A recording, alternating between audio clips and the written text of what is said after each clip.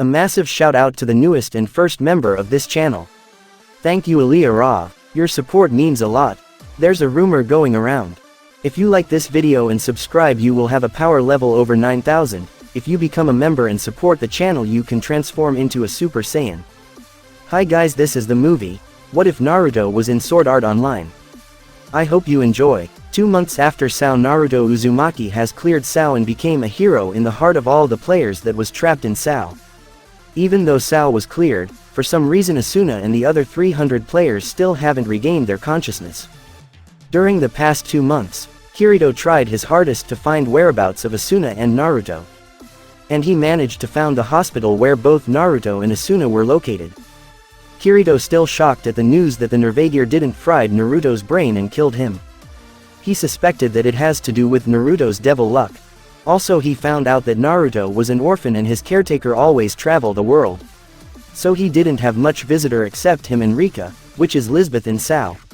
After hearing that Naruto was still alive, she was so glad but sad at the same time as Naruto didn't wake up.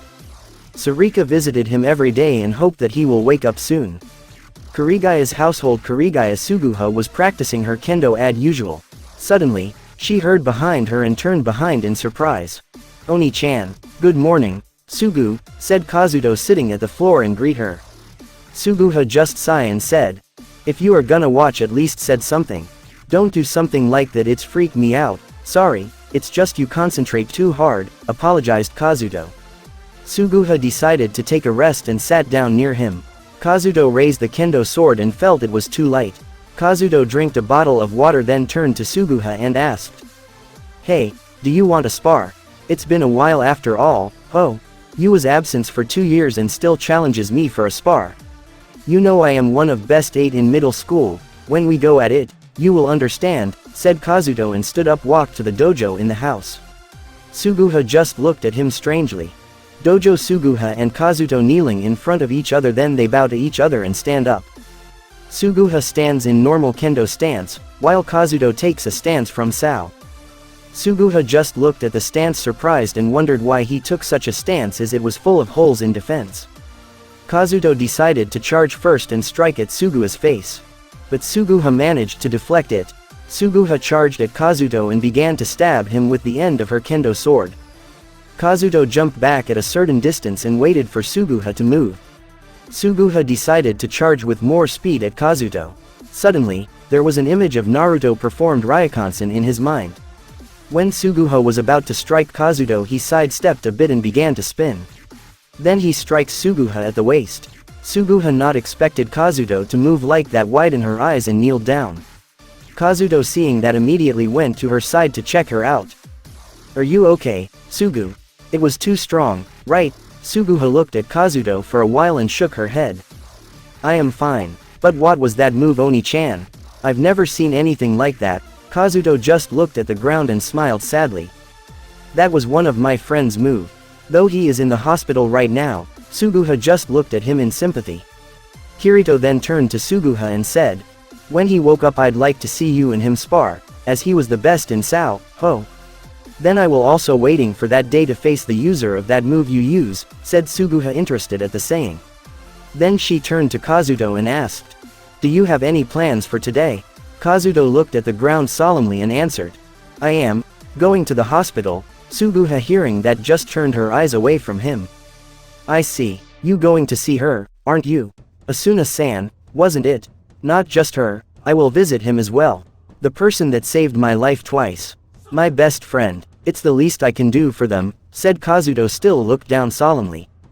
Asuna's hospital room. Kazuto opened the door to Asuna's hospital room and walked in. He moved the curtain away to look at Asuna's unconscious figure that was still wearing the Nervagear. Then she came near her and held her hand. Asuna, muttered Kazuto sadly looking at her. Suddenly, he heard the footsteps which he turned and saw Asuna's father came in holding flowers. Hello, sir, said Kazuto turned to Mr. Yuki and bowed. Sorry, I didn't know you are here. Thank you for coming, said Mr. Yuki. I hope it's okay that I am here, asked Kazuto.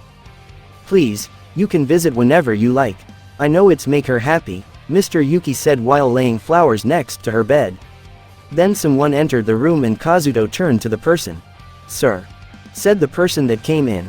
"Oh, I didn't think that the two of you have met.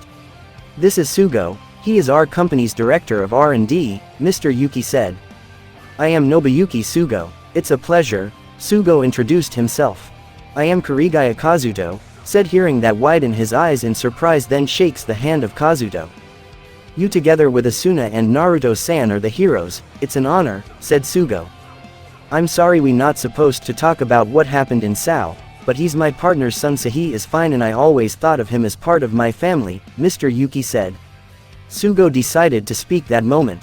"Speaking of the family, I'd like to make that official as soon as possible, sir," said Sugo, surprising Mr. Yuki. "That's sudden, are you sure that is what you want?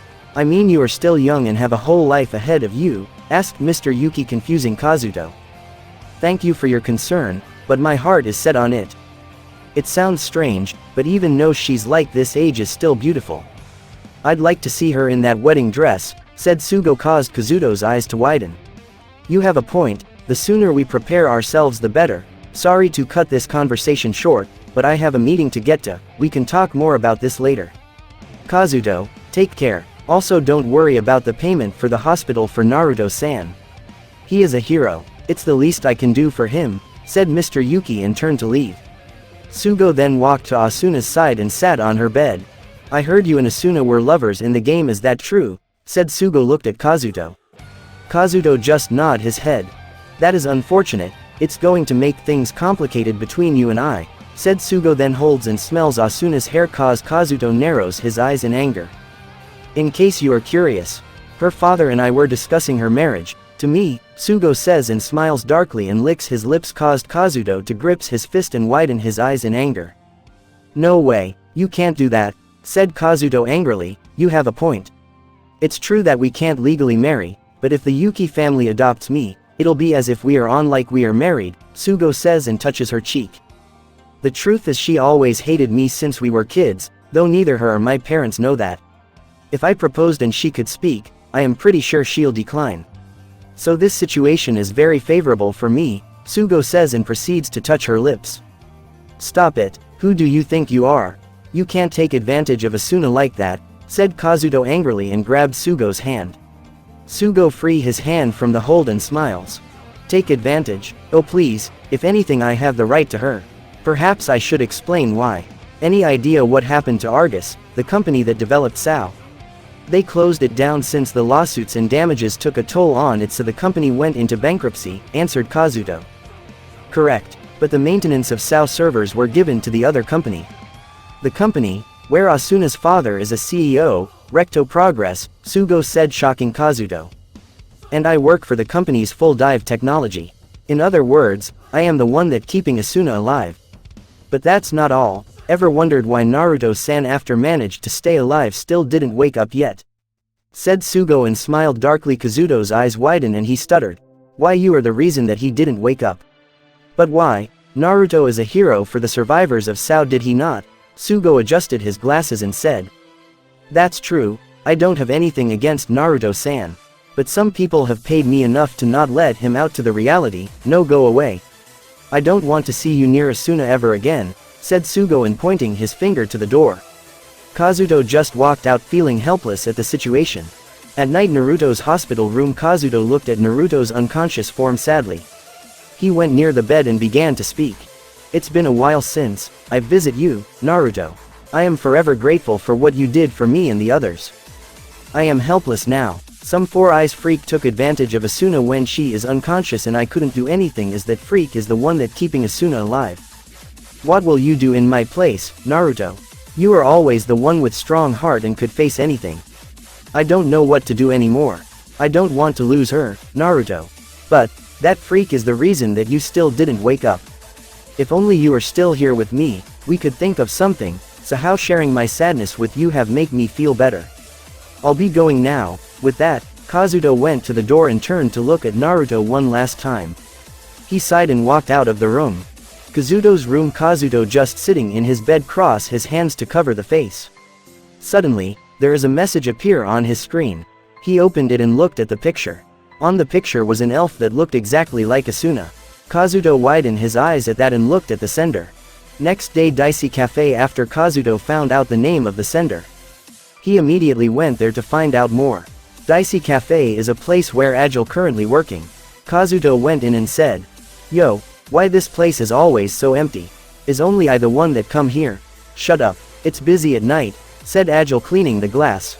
Kazuto sat down then turned to Agile and asked, "What was that picture you sent? It's a bit of a long story. Ever heard of this?" said Agile and brought out a game then slid it to Kazuto. Kazuto looked at the game. "A game? This is a game for Atmosphere, a successor to Nervagear," said Agile. "So this is another VR MMO just like SAO?" asked Kazuto. "Alfheim Online. More like Alfheim Online. It means, Land of Fairies," said Agile. "Fairies?" muttered Kazuto and looked at the picture on the game. "In this game you can freely PK as much as you want. Also there is no levels here. The skills are the key there. The more skills you have the more powerful you are. Combat abilities depends on player's athletic ability," explained Agile. "Hardcore," muttered Kazuto, "like SAO with magic, but no sword skills. It's really popular now," continued Agile crossing his hands. "The reason is because you could fly there." "Fly?" asked Kazuto surprised. "Yeah, it's the Land of Fairies after all, so what this have to do with Asuna?" asked Kazuto. Agile brought the picture out and showed it to Kazuto. "So what do you think?" asked Agile. Kazuto looked at the picture and looked at the fairy in the picture intently. "It looks like Asuna. I thought you'd said that, just told me already." "Where is this place?" asked Kazuto impatiently. "Inside the game, Alfheim Online. In a place called World Tree. The players all divided in 9 races. And all their target is to reach the top of the World Tree," said Agile point at the map behind the game. "Can't they just flew up there?" asked Kazuto. "It's not that simple. There is a limit how long you can fly. And so 5 players lined up, bigger ones at the bottom and flew up like a rocket." Kazuto thinks for a while and smirk. "Not bad. It's a dumb idea but could worked up, but even then they couldn't reach even the lowest branch of the tree. Though they still managed to take a few pictures. On one of the picture where they took, there was a huge birdcage. And in that birdcage is this," said Agile and point at the fairy on the picture. "But why would Asuna in a place like this?" Kazuto asked himself, then noticed the logo of RCT Progress at the back of the game. Then he recalled the meeting with Sugo. If RCT Progress is involved here, there is a chance that Naruto is there as well, said Kazuto. Looked down in thought. "Naruto? Why do you think that?" asked Agile surprised. "Some people have something against Naruto, and paid a huge amount of money just to trap him there," answered Kazuto. "Agile, can I take this?" asked Kazuto. "I don't mind, but are you going there?" asked Agile looking at Kazuto, as he prepared to leave. "I need to see it for myself. A game where you can die is too easy," said Kazuto and smirks. "It work with Nervagear as well. Atmosphere is just a slight upgrade of Nervagear after all," said Agile. "Then it's alright," said Kazuto. "Go save our lonely hero and your princess. Otherwise our fight can't really end," said Agile and raised his fist for Kazuto to bump. "Yeah, we will all gathered here someday," said Kazuto and bumped fist with Agile. Kazuto's room. Kazuto wore the Nervagear on his head and switched the device on. Link start. With that his conciseness transferred to the virtual world. Then he appeared in the space, where you began to create your character. After entered his name and gender. 9 races has appeared before him. He looked at each race and decided to choose the Spriggan, as it resembled his past character. With that the system announced that he will be transferred to the Spriggan territory now. Then he was transferred to the middle of the sky and fell down to the Spriggan territory. As he was falling down, unknown to him, there was a black cloth figure in fox mask opened his palm and began to chant the incantation and a black hole appeared under Kirito. Kirito fell down through the black hole and was transported to the forest. Alfheim and forest, neutral territory. Kirito after being transferred to the forest mystically just lied in the grass and looked at the sky. "I'm back, after everything that happened," then he jumped up and looked around. "So where am I now?" Then he used his right hand to open menu, but nothing happened.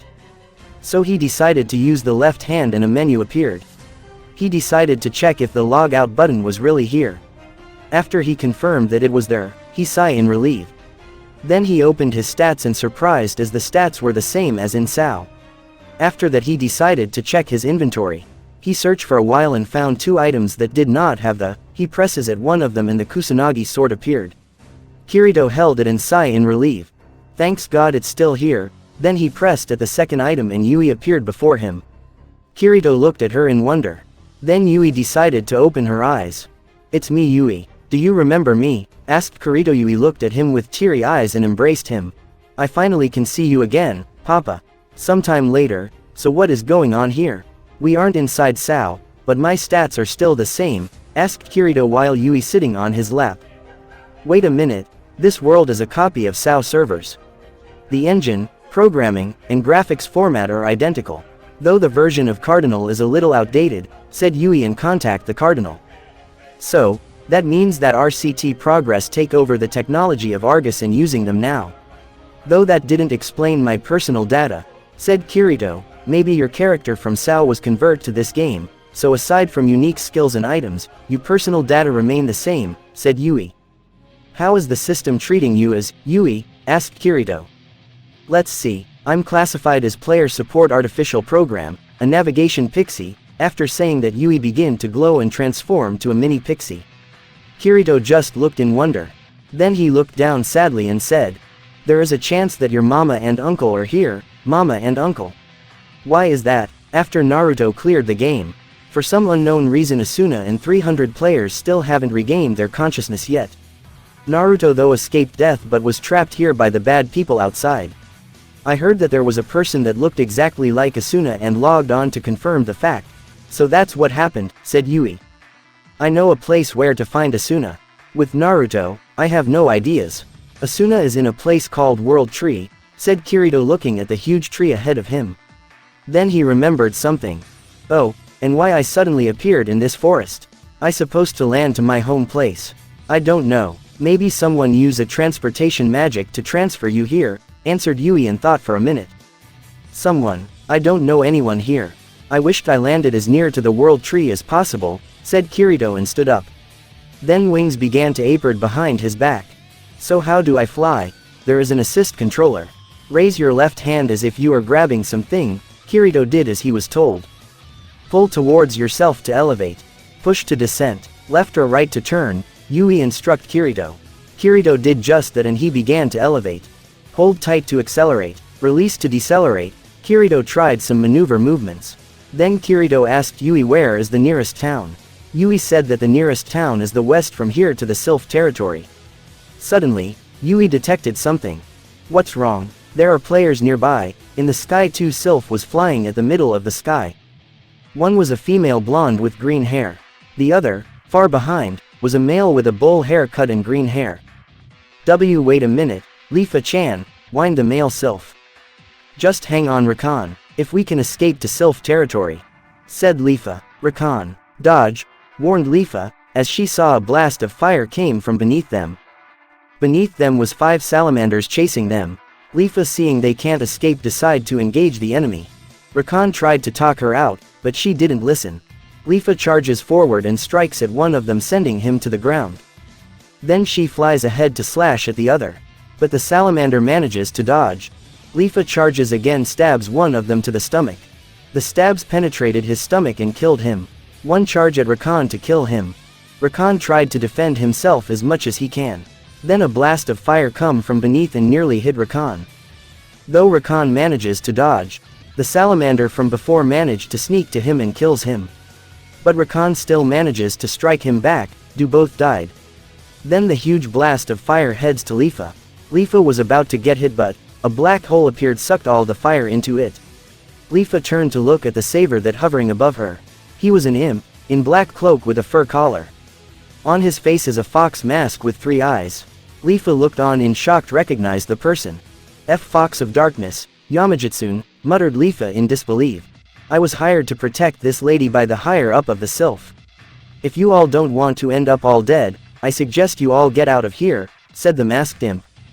Ha, you are alone now, even if you are the infamous Yamajitsun, you outnumbered now, said Kujmune arrogantly. Fools, never say that I am outnumbered, said the masked imp and began to chant incantation. Kuman Soaka, Sei, Byaku, Shu, General, Ku, Nan, Hoku, San, Yoku.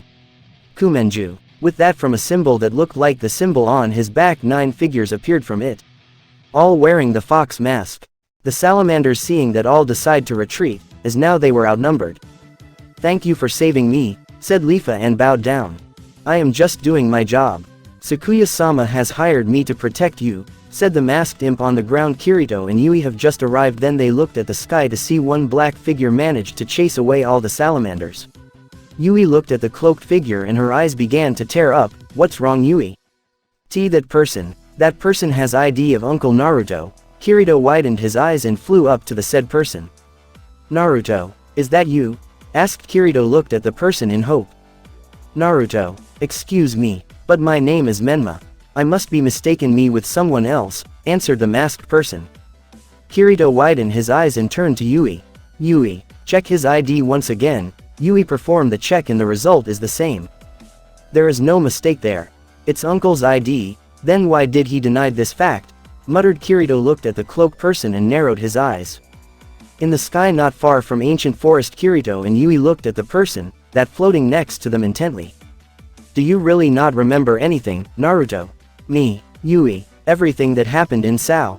asked Kirito, desperately want to believe that what he is seeing is a lie. "I am sorry, but I repeat once more, that I don't know you and never heard of Sao. As long as I remember, I always exist in this world," answered Menma. Kirito thought for a minute and asked, "Then do you have any memory of the past? Can you recognize this?" asked Kirito, then unsheathed Kusanagi from his back and gave it to Menma. Menma held it in his hand and felt a strange feeling. "I don't know how to explain it, but somehow when I hold this blade I feel myself complete. Like this sword was part of me," muttered Menma. Held the Kusanagi and looked at it in wonder. Kirito looked at Yui and smiled. He may denied the fact that he was Naruto, but he still has connection with Kusanagi. That just proved that the person in front of him is Naruto.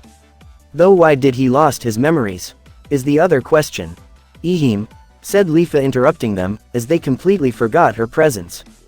They both turned to her and scratched the back of their head, sweet dropping. "Oh, sorry," said Kirito. "I am Lifa," said Lifa. "Sorry, that we have completely forget about you, Lifa-san." "Oh, and my name is Kirito." Kirito introduced himself. "I am Menma. Though this world called me the mercenary fox of darkness, Yamajitsun." "Nice to meet you both," said Menma and bowed his head down. Kirito seeing that sweet drops and whispers to Yui. Somehow seeing a polite Naruto feels not right at all. Yui nodded her head and whispers back. "Yeah, I am used to the uncle that did something silly and when Auntie tried to punish him, he will ran away screaming. This uncle is just feel not right." Only then Lifa notices a pixie on Kirito's shoulder. "Oh, is that a private pixie?" asked Lifa curiously, looking at Yui. "Yeah, something like that," Kirito answered nervously. "Though why is the Spriggan doing on a place like this?" asked Lifa, looked suspiciously at Kirito. Though the answer came from Menma. "Oh, I guess when I practiced the transportation magic, I accidentally transported Kirito-san here," answered Menma and scratched the back nervously. Kirito, after hearing that, point his finger at Menma. "Ah, so it's you. I am sorry once more. I've just learned those spells and eager to try them out," said Menma. "Whoa, you know the transportation magic? Those spells are very rare and practically no one has obtained it," said Lifa in awe. "His luck is deadly as usual," thought Kirito, rolling his eyes. "Hey, Kirito, Yamajitsun. What do you plan to do now?" asked Lifa, looking at them. "Please, just call me Menma. It's just not right hearing that weird nickname coming from your mouth, Lifa-san," said Menma. Then, "Menma-kun, what are you planning now? Your mission is over, right?" asked Lifa. "I am trying to find a person that will help me find information about this world," said Kirito. "What information do you need? I've traveled around all the places and know a lot of things," said Naruto, turning to Kirito. Kirito hearing that widened his eyes. "Really? Then can you tell me about the world tree?" Lifa hearing that also proposed an idea. "How about we stop to the nearest village to rest? I want to go to the world tree too. Isn't the town called Sylvain closer?" asked Kirito. "You don't know anything, do you? That's the Sylph's territory, which means that they can attack you and you can't attack them, as you are on their territory," explained Lifa. "It's okay, Lifa-san. They won't just attack us suddenly like that, plus Sakuya-sama said I am always welcome there," said Menma.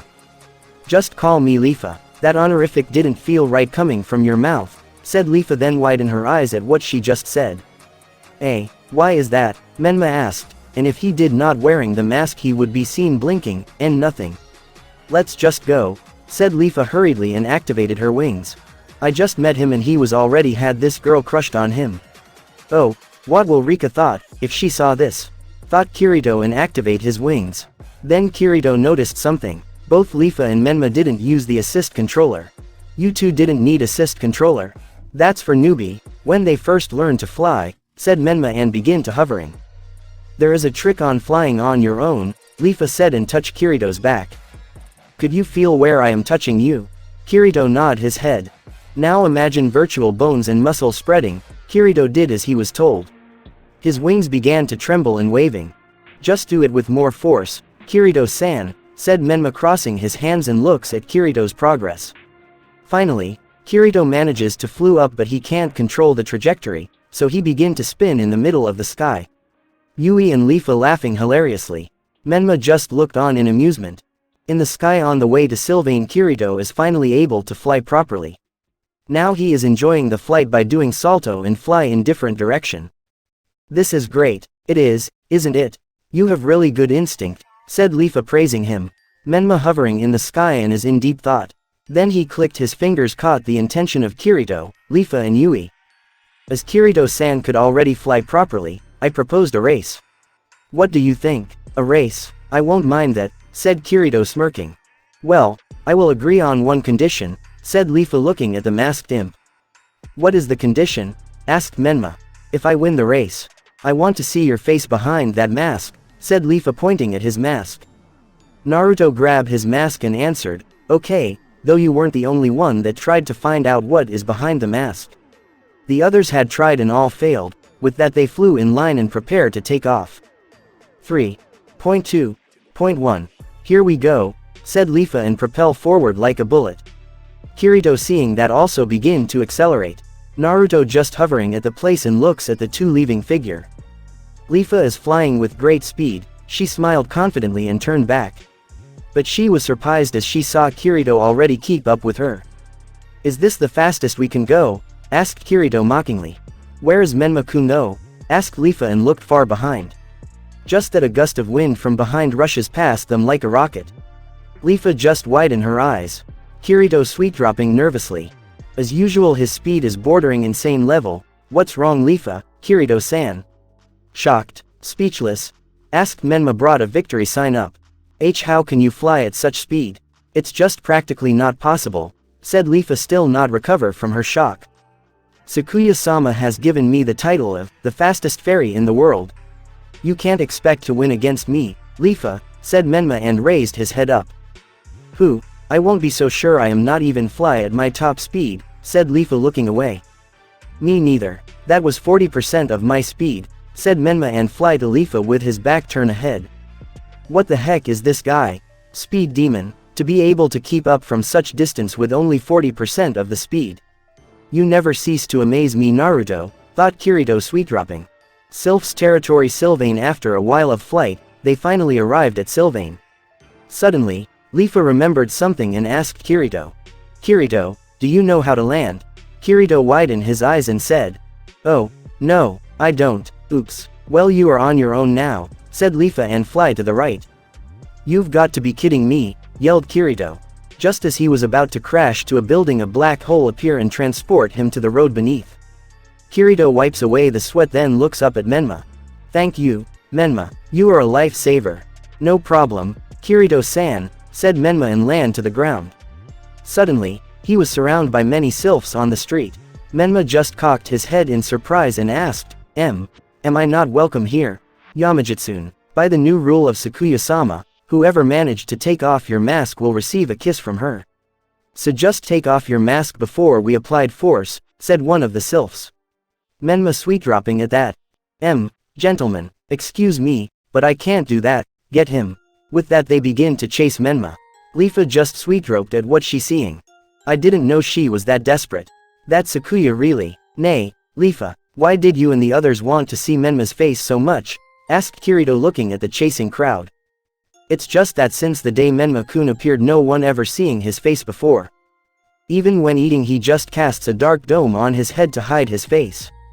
That's why Sakuya and everybody else are curious about his face. They think that it's just one of the mystery.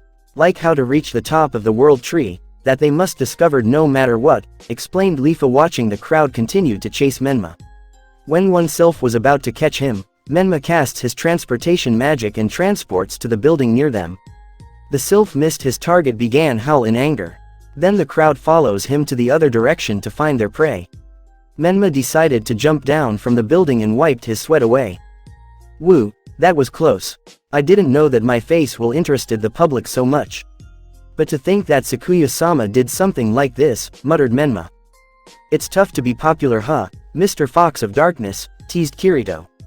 Then he remembered the magic Naruto used. Based on the magic you used, you are pretty proficient in dark magic, right? So what did I specialized in? Asked Kirito. Well, you are Spriggan. Your specialty is treasure hunting and illusion magic. Though both of them are useless in battle, said Lifa. Hearing that makes me feel so much better, said Kirito sarcastically. Suddenly, that heard a voice from behind them.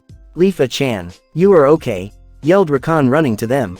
Ah, it's you, Rakan, said Lifa. Rakan looked up from his panting at Kirito and Naruto and stand if guard. A Spriggan and an imp. It's okay. They are with me, said Lifa, waving her hand to dismiss him. Then Rakan looked closely at Menma and his eyes widened. The Yamajutsu, he was interrupt, as Naruto covers his hand and makes a, be silent, sign with his finger. I'd rather not want to run from the mob again, Rakan-san, this is Rakan. My friend, Lifa introduced her friend. I am Kirito, said Kirito and brought his hand for Rakan to shake. Rakan shook his hand. Nice to meet you, then he jerked out and stand on guard. No, he may be a spy, it's fine, he is too dim to be a spy, said Lifa. That's mean, said Kirito. Then Rakan told her that Sigurd and the others had prepared a seat for her in the meeting. Lifa think for a while then declined. I'll pass today, Menma-kun saved me and I want to repay him with a drink in the cafe. With that they went ahead. Menma decided to use illusion magic and became one with Kirito's shadow to avoid attention. In the cafe people didn't pay attention to him in cafe. So Menma dismissed his magic and appeared near Kirito. You actually know many kind of magic. I am impressed, said Kirito. That's nothing much, Lifa, was that your boyfriend? Asked Menma. Lifa blushed a little then answered. And no, it's nothing like that. It's just that I know him in real life so we party up. I am curious, so I decide to ask. No need to work up like that, Lifa, said Menma. Who said I am work up against something like that? Just stop asking stupid questions. It's irritate me, said Lifa and turned away to hide her blush that's still there. Kirito looked at the scene and turned to Yui to whisper. We definitely going to tell Rika this. After he regained the memory, Yui just nodded in agreement. Then Kirito turned to Menma seriously and said. Now, please tell me everything you know about the world tree. First, I want to ask. What do you want to accomplish by going there? I am looking for someone. Someone dear for me, answered Kirito. Not many people know this, but the story about meeting the King Oberon then evolves into the Alps is all bullshit, said Menma crossing his hand. Why do you say that? Did you actually met up with the king? Asked Lifa. Yeah, I managed to pass the dome with guardians by using a forbidden summon. But the king apparently knew something like that would happen and used a transfer magic to kick me out. Which means he hid something and didn't want the others to know, said Menma. Kirito then narrowed his eyes and thought the possibility of Asuna being there. Can you take me there, Menma? I need to go there as soon as possible, said Kirito stood up and looking at Menma. Okay, but it's late already. I will take you there tomorrow. But as a payment I want that sword, said Menma pointing at the kusanagi behind Kirito's back. Kirito nods his head and gives Menma the sword. Wait, I want to go there too. The more the merrier, there will be strong monsters there and no one from you guys knew the healing magic. I'll go with you guys to support, said Lifa. Are you sure? It will be dangerous, Lifa, said Menma looking at her. I've already made up my mind, said Lifa stubbornly. Fine. By the way, Lifa, said Menma and come near Lifa. Yes, from all the female sylphs that I had seen, you and Sakuya-sama are the most beautiful so far, said Menma and looked closely at Lifa. Lifa's face light up like a tomato and she stumpers. What the heck are you talking, you masked pervert? Saying something like that and not even stuttered, I am logging out. See you guys tomorrow. With that Lifa logged out. Menma turned to Kirito and asked. Did I say something wrong? I just complimented her. Was that wrong? Kirito just facepalmed and said. You know, you really are. Then I'll meet you here tomorrow at 3 p.m. Kirito-san, said Menma about to walk out of the cafe.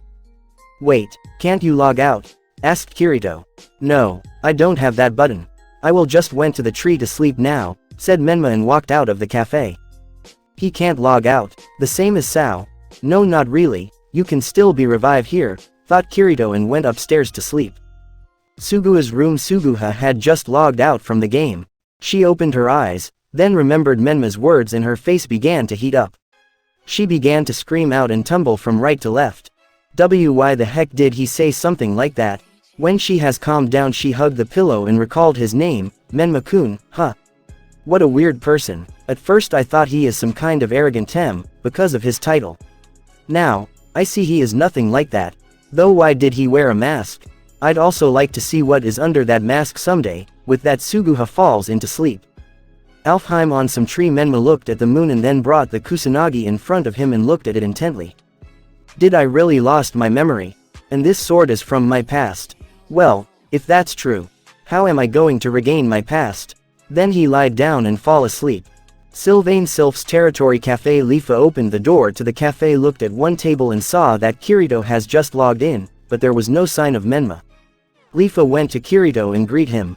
Oh, you are here already, said Lifa. You are early, said Kirito. Looked at Lifa. No, I just got there. Did you see Menma-kun? Asked Lifa looking around. No, I only just logged in and didn't see anyone came in here, answered Kirito. Then the door opened, revealing Menma's figure. Yo, good morning Kirito-san, Lifa, said Menma saluting them. Lifa recalled the incident of yesterday and her face heat up again. Then she shook her head and slapped her cheeks to wash away the blush. Gee, good morning, Menma-kun, muttered Lifa, not looking at him. Menma just looked at her strangely and shrugged his shoulders. By the way, Menma, do you know any good shops that has a decent equipments? Those on me are just not good. And I also need a weapon, as I have given you the kusanagi, said Kirito looking at Menma. Menma thought for a second and said, there is actually a good shop nor far from here. Let's go and see for yourself. What do you need? Said Menma and begin to walk out the door. Kirito also stands up from the table and follows Menma. Lifa looked at the closed door and thought, why the heck the presence of that guy caused me to work up this much? Then she opened the door and caught up to them. Time skip on the street. After Kirito bought some decent equipments, they proceed to walk to the tower. Kirito looked pretty much like his Sao with the exception of the huge sword on his back. Kirito decided to ask, why do we head to the tower? When we fly at long distance, need a higher place to start at. It gives you extra altitude. The tower is the highest place in Sylvain. That's why we are heading there, explained Menma turning to Kirito. Oh, I got it, muttered Kirito nosing his head. Lifa seeing he didn't move decided to shove him forward. Let's go already, I want to make it past the forest by night. In the tower there are lots of sylphs talking and exchanging conversations with themselves. Kirito just observed them, then Lifa dragged him to the where Menma is standing. But a voice behind her stopped her in place. Lifa, she turned and saw a male sylph with long green hair accompanied by 2 guards. Hello, Sigurd, Lifa greeted him. Long time no see, Sigurd-sama, said Menma. Sigurd turned to Menma and looked displeased, then turned to Lifa. You are leaving the party, Lifa? Asked Sigurd. Yeah, I guess, answered Lifa. Don't you know how that will inconvenience the other members? Asked Sigurd, not pleased with her answer. It's alright Sigurd-sama, Lifa is in the party with me now. So nothing will happen, when I am near her, said Menma. Lifa hearing that just blushed and turned her head away. Because she partied with you, I feel even more displeased. Don't think that just because Sakuya infatuated with you that you can do as you pleased. Why do she even trust you? I don't know, but I am not trust you at all. It's obvious you are using her to reach a certain goal, said Sigurd angrily looking at Menma. Enough, Sigurd, it's my decision to leave the party. And you can't stop me anyway, as I've already made a decision, said Lifa looking at Sigurd seriously. Lifa, Do you really plan to leave the territory to become renegade like this trash, said Sigurd looking at Menma. But just, as he finished that sentence he felt something sharp point against his back. Sigurd-sama, you've just stepped out a boundary. I suggest you think before open your mouth or else, said Menma with a dark aura behind him. The guards of Sigurd's was about to act, but Menma just turned his head at them and they frozen in place, eyes widen in terror. Leafa looked at Menma in awe the whole time. Sigurd just looked behind sweet-dropping nervously. When Naruto sheathed back his sword, Sigurd turned to Leafa and warned. I will allow this time. But if you betray me, you will regret it. He turned back to leave with his 2 guards. Menma turned to the other 2 and said, let's go. With that they went to the lift to move them up to the top of the tower. On top the tower Kirito, Leafa and Menma looked at the view before them and amazed at the sight. Whoa, it's so amazing here, said Kirito and smiled amazed at the sight. Isn't it? No matter how many times I looked from here the view never ceased to amaze me, said Leafa also enjoying the view. It's just like you can raise your hand touch the sky. Though that's only an illusion, said Menma reach his hand to the sky. Then he turned to Leafa and asked. But are you really alright leaving with us like that? I mean leaving your territory is a big deal, it's alright. I've planned to leave anyway. Never want to be bound by the rules, answered Leafa. That dude said renegade. What is renegade? Asked Kirito curiously. Well, I am a renegade for example.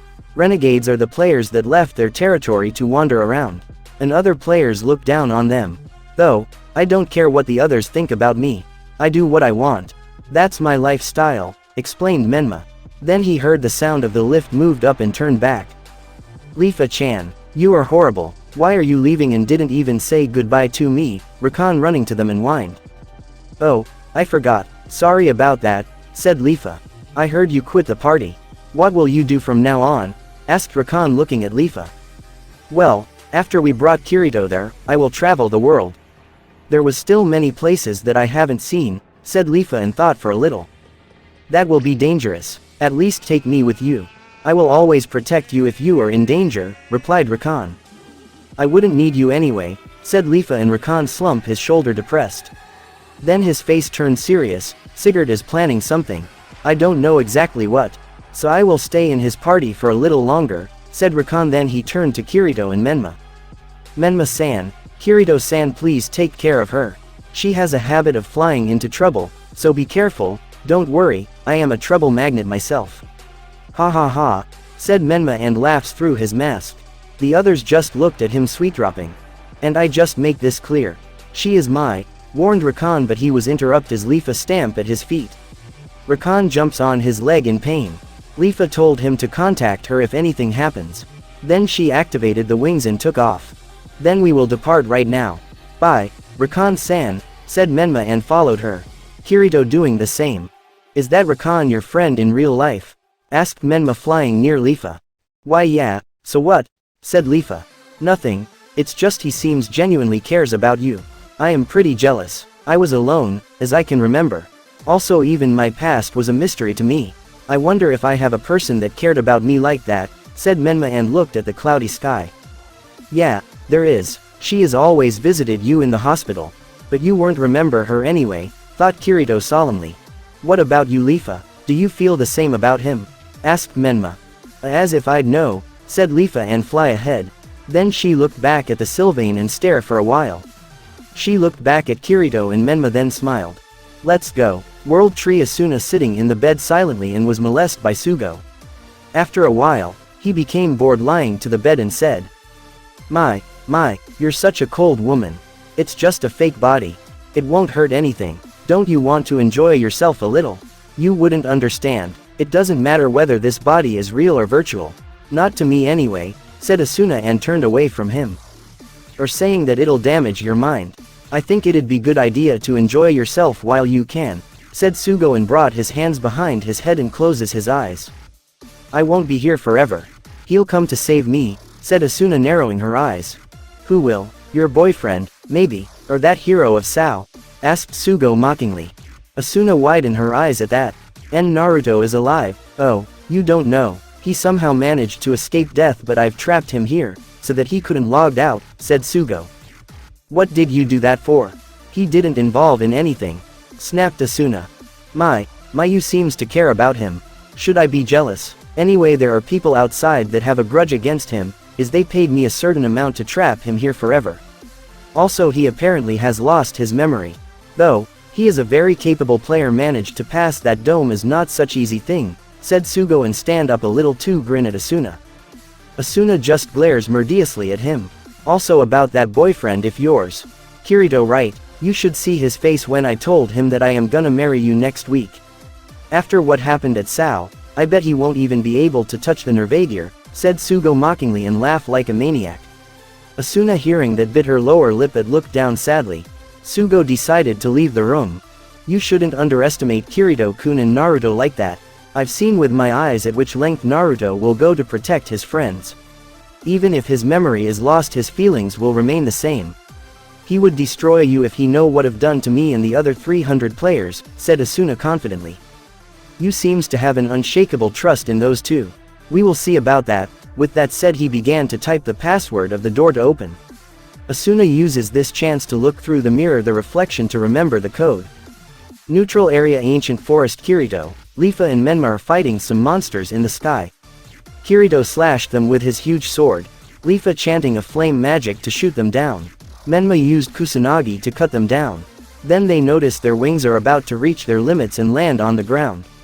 Then Leafa explained to Kirito that they will have to walk through a cave, as the mountain ahead of them is above altitude limit. Leafa proposed them to log out in order and rest. But Menma retort. I can't log out, so I will watch your avatars. Don't worry. Why can't you log out? Asked Leafa surprised. It's complicated, muttered Menma. Leafa just looked at him strangely, then shrugged her shoulder and logged out. Kirito was about to log out too, but Menma decided to ask. Nay, Kirito-san, you said you know the past me. Can you tell me about it? Even though I won't be recall anything, at least I will know what kind of person am I in the past. Well.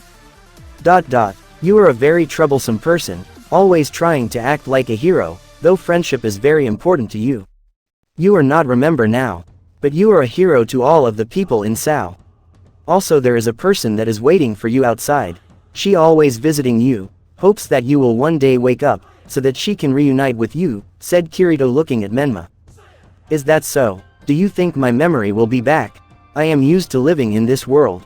But if my absence in the outside world make my precious people upset, then I'd want to return to the real world as soon as possible, said Menma touching his mask. We will find a way to regain your memory. I promise that, said Kirito looking at Menma convincingly. I hope for that. If you need to rest, just logged out. I will be here anyway. Okay. I will be out for 20 minutes. With that said, Kirito logged out. Menma went to the tree and lied down. 20 minutes later, Leafa logged in, opened her eyes and looked at Menma, who decided to take a nap. Seeing this chance, she went silently to him and was about to take his mask off. It's rude to do something to a person when he is asleep, Leafa, said Menma. Leafa hearing that jumped up and screamed in surprise. Kirito logged back in and they decide to continue their journey. Suddenly, Menma stopped and looked around. You detected something, Menma-kun? Asked Leafa looking at Menma. I've a feeling we've been spied, or maybe that was just a mistake. There can be a tracer on us, said Leafa. And what is that? Asked Kirito. It's a tracing magic. That can take the form of an animal, explained Leafa. Well, we will deal with it, if that is necessary. Let's go, said Menma and take off.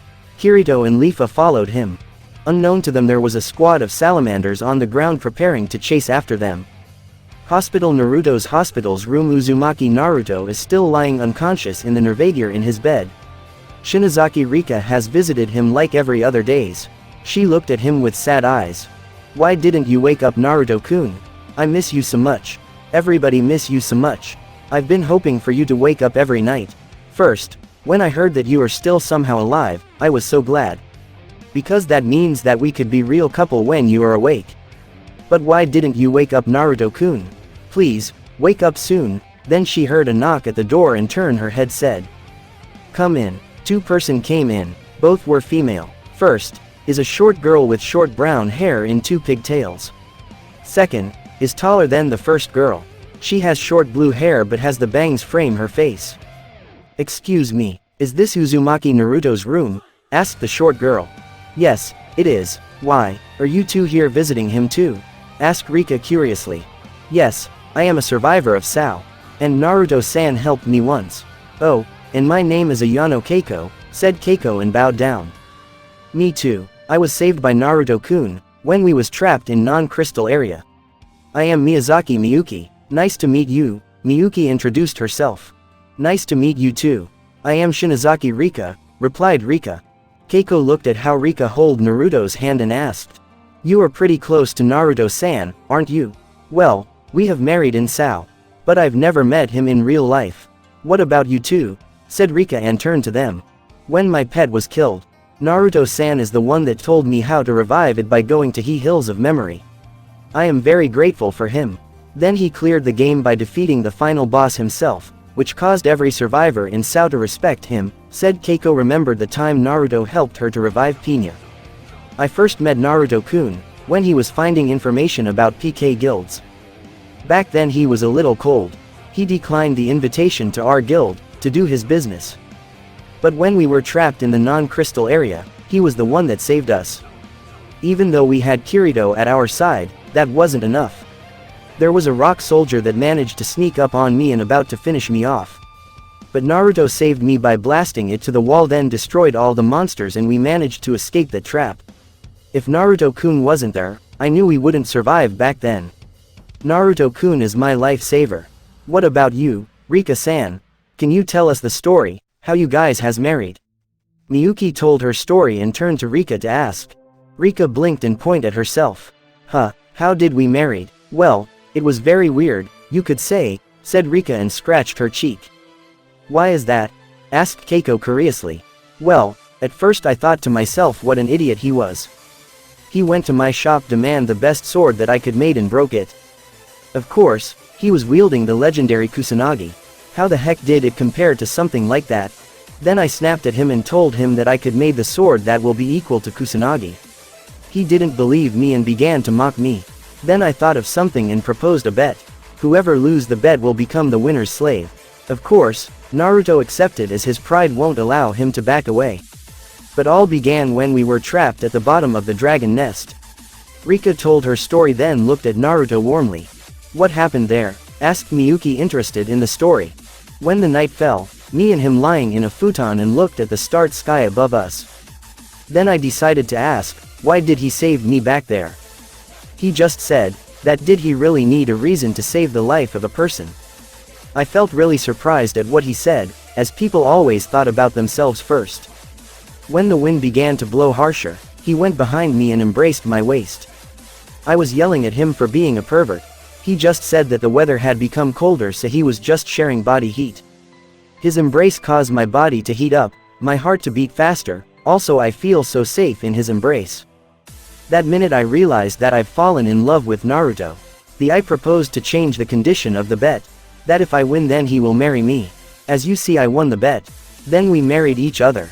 And make a promise that we will become a real couple in reality. But then, said Rika then looked at Naruto sadly. Keiko and Miyuki looked at her in sympathy. Rika stroked Naruto's cheek and looking at him solemnly and said, please, return to me Naruto-kun. Alfheim neutral territory Lugru corridor Kirito, Menma and Leafa have walked into a dark corridor. Menma said that this will be a good chance for Kirito to practice magics. Kirito sighed and nodded his head that began the incantation. After a second, the cave had lit up, so that you could see properly. Oh, now I see even a useless Spriggan was capable of something, said Leafa and smirks cheekily. Ouch, that's really hurt, said Kirito and grabbed his heart dramatically. Actually you could use any spell you want Kirito-san. Though you will only excel in illusion magics, like I excel in dark magic and Leafa in wind magic, explained Menma. Illusion magic is basically useless in battle, replied Leafa and closing her eyes. That don't make me feel better at all, said Kirito with a tick on his forehead. Not really. There is one illusion magic that is very dangerous in battle. The real illusion magic. The magic where if the user's will is strong enough to transform the illusion to reality. I personally never seen it myself, though I've heard about it, said Menma and raised his finger up like he is lecturing. Oh, I didn't know such illusion magic existed. You know pretty much about magic Menma-kun, said Leafa impressed with his knowledge. Well, I've traveled around the world after all, said Menma and scratched the back head embarrassed at the praise. With that they proceed to continue their journey. Time skip as they are walking, Kirito decided to learn some magic. But the magic all were in different languages so he is struggling even to spell it right. Why the heck the incantation need to be on different languages? I probably should just stick with fighting with my sword, complained Kirito. If you are complaining about that, then I wonder what you'll do when you learn the high-level magic. They are consist of 20 words and more, said Leafa rolling her eyes at Kirito. That doesn't make me feel better at all, said Kirito then sigh. No complaints, said Leafa strictly. You look pretty cute when you make a strict face Leafa, said Menma looking at Leafa in the eyes. What? Stop talking nonsense, stuttered Leafa with a red face. Suddenly, she received a message from Rakan. Sorry, I got a message. Huh, it's from Rakan, said Leafa and opened her mailbox. The message said, I was right. Be careful, S. What the heck is, S, though? Asked Leafa to herself. Papa, I detected something behind us, said Yui in Kirito's pocket. Monsters? Asked Kirito and looked back with the corner of his eyes. I don't think so. There is a chance that they are the one that casted the tracer to spy on us, said Menma. Uncle is right Papa, there are about 20 players behind us, said Yui. 20 players? Asked Leafa surprised. Let's hide first. Then we will see who are their targets, said Menma. With Leafa shoved Kirito to the empty space between two stones and cast a rock walk up. Menma cast a magic and became one with the shadow of a stone. They waited for a while, but no one has appeared. Then Menma noticed a flying bat not far from them. Shit, it's a tracer again. Series Obscuri. Cursed Menma enchant a spell to create some dark arrows to destroy the bat. Then he turned to Kirito and Leafa. We need to escape now. They've detected us. Kirito and Leafa hearing that began to run to the exit. Based on the color of that bat, I could probably say that salamanders are pursuing us, said Leafa continue to run. But what are the group of salamanders doing here? And how they even know that we will be here to send a tracer? Asked Kirito. They continued to run to the bridge and was about to get to Lugru's gates. Suddenly, two beams of magic from behind were shot and create a huge wall blocking their path. Oh crap, muttered Kirito. Then he takes his sword from his back and tried to cut the wall. But it was no use, the wall was still standing. That won't work. This wall is made by a pretty proficient mage, said Menma looking down at Kirito. You should have that sooner, said Kirito with a tick on his forehead. We could use your transportation magic to escape Menma-kun, said Leafa turning to Menma. Menma shook his head and said, it's no use. This area won't allow to use transportation magic. How about we jump to the lake to hide, proposed Kirito. That's a bad idea, as the monsters below are all high level. Looks like we don't have a choice but fight, said Menma and turned to the direction of a dust zone ahead of them.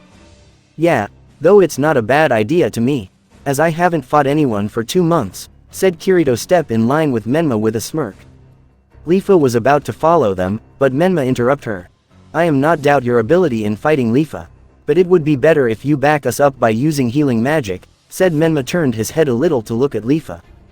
Leafa just about to say something but rethink herself and jumped back. And just that, the squad of salamanders consist of 20 players have arrived. Kirito immediately charged at them. The first line consists of 5 salamanders with shield, moved forward and blocked Kirito's strike. The second line consists of 5 mages, that are chanting the incantation to fire the flame blast at Kirito. Menma decided to act that moment and chant incantation and create a black sphere in his hand with wind rings surrounding the sphere. Dai Rasenringu. With that he threw the sphere to the mage blast them behind saving Kirito.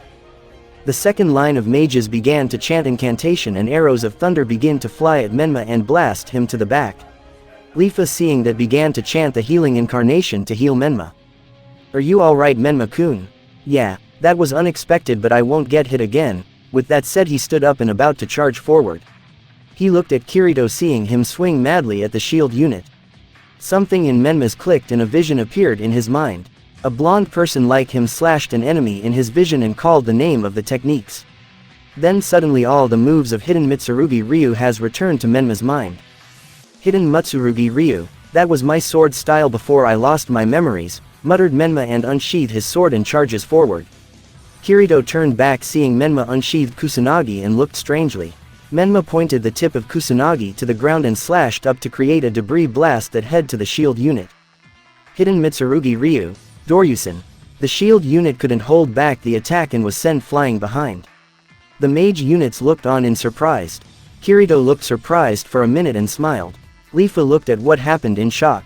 What kind of sword technique is that?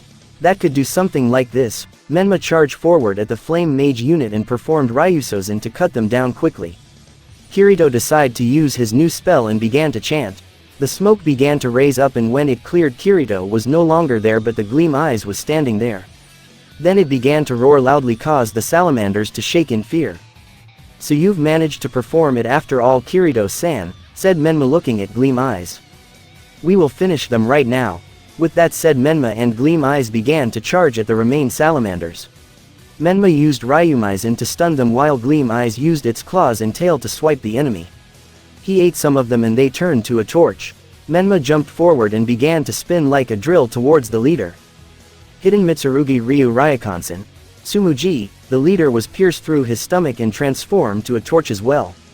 Then only one remained. Just as Gleam Eyes about to crush him in his hand, Menma decided to stop him. Leafa looked at the two in awe the whole time. "That's enough, Kirito-san. We will spare this one to get information out of him," said Menma. Resheathed his Kusanagi. Gleam Eyes dropped the salamander to the ground and transformed back to Kirito.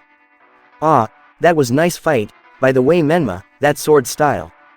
"Yeah, I've remembered that I used this style before losing my memories." "Well, that's good." Then they turned to the salamander to interrogate him.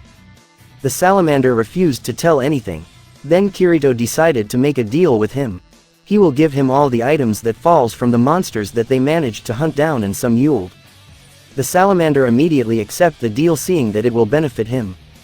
Then the salamander began to tell them about the leader of the squad received the order from above to delay their party for some reason. Leafa asked if he knows something about that. The salamander said that there is no way the higher-ups will share such information to a low class like him. Though he thinks they are planning something big. Then they released a salamander as he won't know anything useful and he wasn't a threat to them. Leafa recalled the fight and turned to Kirito and Menma. "How did you transform to that monster, Kirito? It was supposed to be illusion magic. It can't supposed to become real.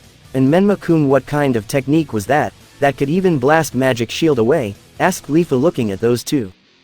"The magic Kirito just used was the real illusion magic, the one I told you guys before. As for my sword attack, it's the only middle-range attack of Hidden Mitsurugi Ryu. Doryusen." Menma answered her questions with crossing hands. "Hidden Mitsurugi Ryu," muttered Leafa in thought. "Never heard of it." "Well, it's not a surprise. It's the lost art of sword after all. So how I suddenly managed to recall this style, I don't know. But one thing for sure is I was using this style before," said Menma. Then they proceed to go to Lugru. The party arrived in Lugru and went around the market to find something interesting. Then Menma remembered something. "Leafa, check if your friend is online. If he isn't, then logged out for a while to ask the situation through the phone. I've an idea what is going on. But I need confirmation," said Menma turning to Leafa. Leafa checks her friend list and seeing Rakan is out. "He is out, Menma-kun." Then log out for a minute and ask him the situation on the phone. "Why do I?" "Okay, I will log out for a minute. Yui-chan, look after my avatar for me. I don't trust these two, especially the masked one," said Leafa and turning to Yui. Yui just saluting her. Menma just cocked his head aside. Kirito just sighed. With that, Leafa sat on the bench and logged out. After some minutes, Leafa opened her eyes, stood up and said hurriedly, "We have to hurry. Tell me the situation, Leafa," said Menma. Look at Leafa still sitting on the bench. Sigurd is a traitor. He was working with the salamanders for a while now. He planned to ambush Sakuya when she meet the leader of Kate Sith on the treaty. Sigurd is going to attack the signing ceremony with a squad of salamanders, said Leafa in panic. It's just as I thought. Sigurd has planned the coup d'état for a while now. He always wanted to get rid of Sakuya-sama. The only reason he couldn't complete was he planned because of me. Sakuya-sama has given me the permission to protect myself in the territory of sylphs. Sigurd knew about my strength, so as long as I am near Sakuya-sama, he couldn't accomplish anything. That's why he sent the salamanders to chase you in the ancient forest. Sakuya-sama couldn't leave you like that, even knowing that you a skilled fighter. So she sent me to help you. And that was the time that Sakuya-sama has agreed to the treaty with Cat Sith. The ambush before was to delay me in coming to help Sakuya-sama in time. But they underestimate us by sending only 20 players, said Menma and stood up. I am sorry Kirito-san. But the trip to the World Tree need to be delayed. I won't leave Sakuya-sama like that, said Menma and about to take off. But Kirito interrupted him. You still remain the same as usual. Still thought about friends above anything else, said Kirito closing his eyes and smirks. You should stay here Leafa. Going with me will be dangerous, said Menma turning to Leafa. No, I will go as well. I can't just leave you two to go there and fight an army of salamanders. No matter how strong you two are you won't win. Besides Sakuya is my superior and my friend. I worry at her also, retort Leafa. Menma looked at her for a minute and rubbed her head. You know I like that about you. Your stubbornness. Leafa tuned her head away and blushed a little. After that they returned back to the ancient forest. On the sky Menma and Leafa was flying near each other while Kirito is behind them a little. Leafa glanced at Menma every seconds as they are flying. Menma seeing that decide to ask. Do you want to ask me something Leafa? Leafa looked hesitantly for a while decided to ask. What is your relationship with Sakuya? You seems to care about her very much. Of course, I care about her. She is my first friend after all, answered Menma. Just friend. Do you like her? Asked Leafa hesitantly. Well, Sakuya-sama is very attractive also she always hold me in high regard. Yes, I do like her, answered Menma. Leafa looked down a little sadly. But she isn't the only one. I like you as well Leafa. Your stubbornness, your teasing character. They attract me as well, Leafa hearing that find herself happy and smiled widely.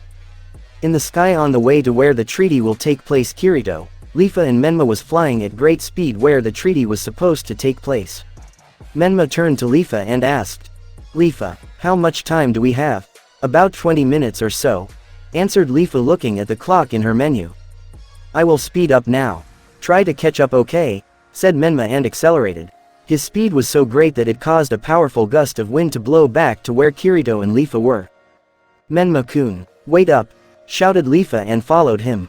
That Naruto, as impatient as ever, muttered Kirito and shook his head. But that's uncle for you papa. If he didn't do something like this, he won't be uncle anymore, said Yui smiling and turned to Kirito. Yeah, you are right, said Kirito and accelerate to catch up with the other two. Butterfly Valley neutral territory it took a lot out of them, but Leafa and Kirito managed to catch up to Menma. I just hope that we managed to arrive in time before salamanders began the attack, said Leafa. Suddenly, Yui detected the signal of players ahead. Papa, uncle there are many players ahead of us. How much? Asked Menma. It's about 100 players uncle. Also I sense the 14 signals at the mountain not far from here, said Yui. When they flew past the cloud, they managed to see the salamander's force. Menma looked at the one in the lead and said. Interesting. Very interesting. What is interesting Menma-kun? Asked Leafa cocked her head and looked at Menma curiously. The leader of this force is none other than General Eugene. I've want to battle him for a while now. This will be a good chance to measure my strength against the strongest warrior of salamanders, said Menma and you could feel the lust for battle by looking at his trembling knuckle. Leafa hearing that widened her eyes and asked. The same famed general, that alone battle a squad of sylphs. Are out of your mind to fight someone like that, and he is not alone there. He is with 99 more salamanders. And you still want to challenge him? Leafa was about to continue to berate Menma, but was interrupted by Kirito. Just forget it, he is a battle maniac. If he meets someone strong that worth a challenge, then even the Kami herself can't stop him. Menma just looked at the figure of Eugene the whole time. On the meeting place, the salamanders have surrounded the sylphs and Kate Siths. They are hovering in the sky and waiting for the order to attack. Sakuya looked up at the sky, narrowed her eyes for a minute, then closing her eyes and smirks. The leader of Kate Sith seeing her smirk decide to ask. Why are you smirking? We have been surrounded, don't you see? I don't need to worry about anything. He will come here soon after all, said Sakuya looked up at the salamanders and smirks. The leader of Kate Sith just cocked her head aside not understand.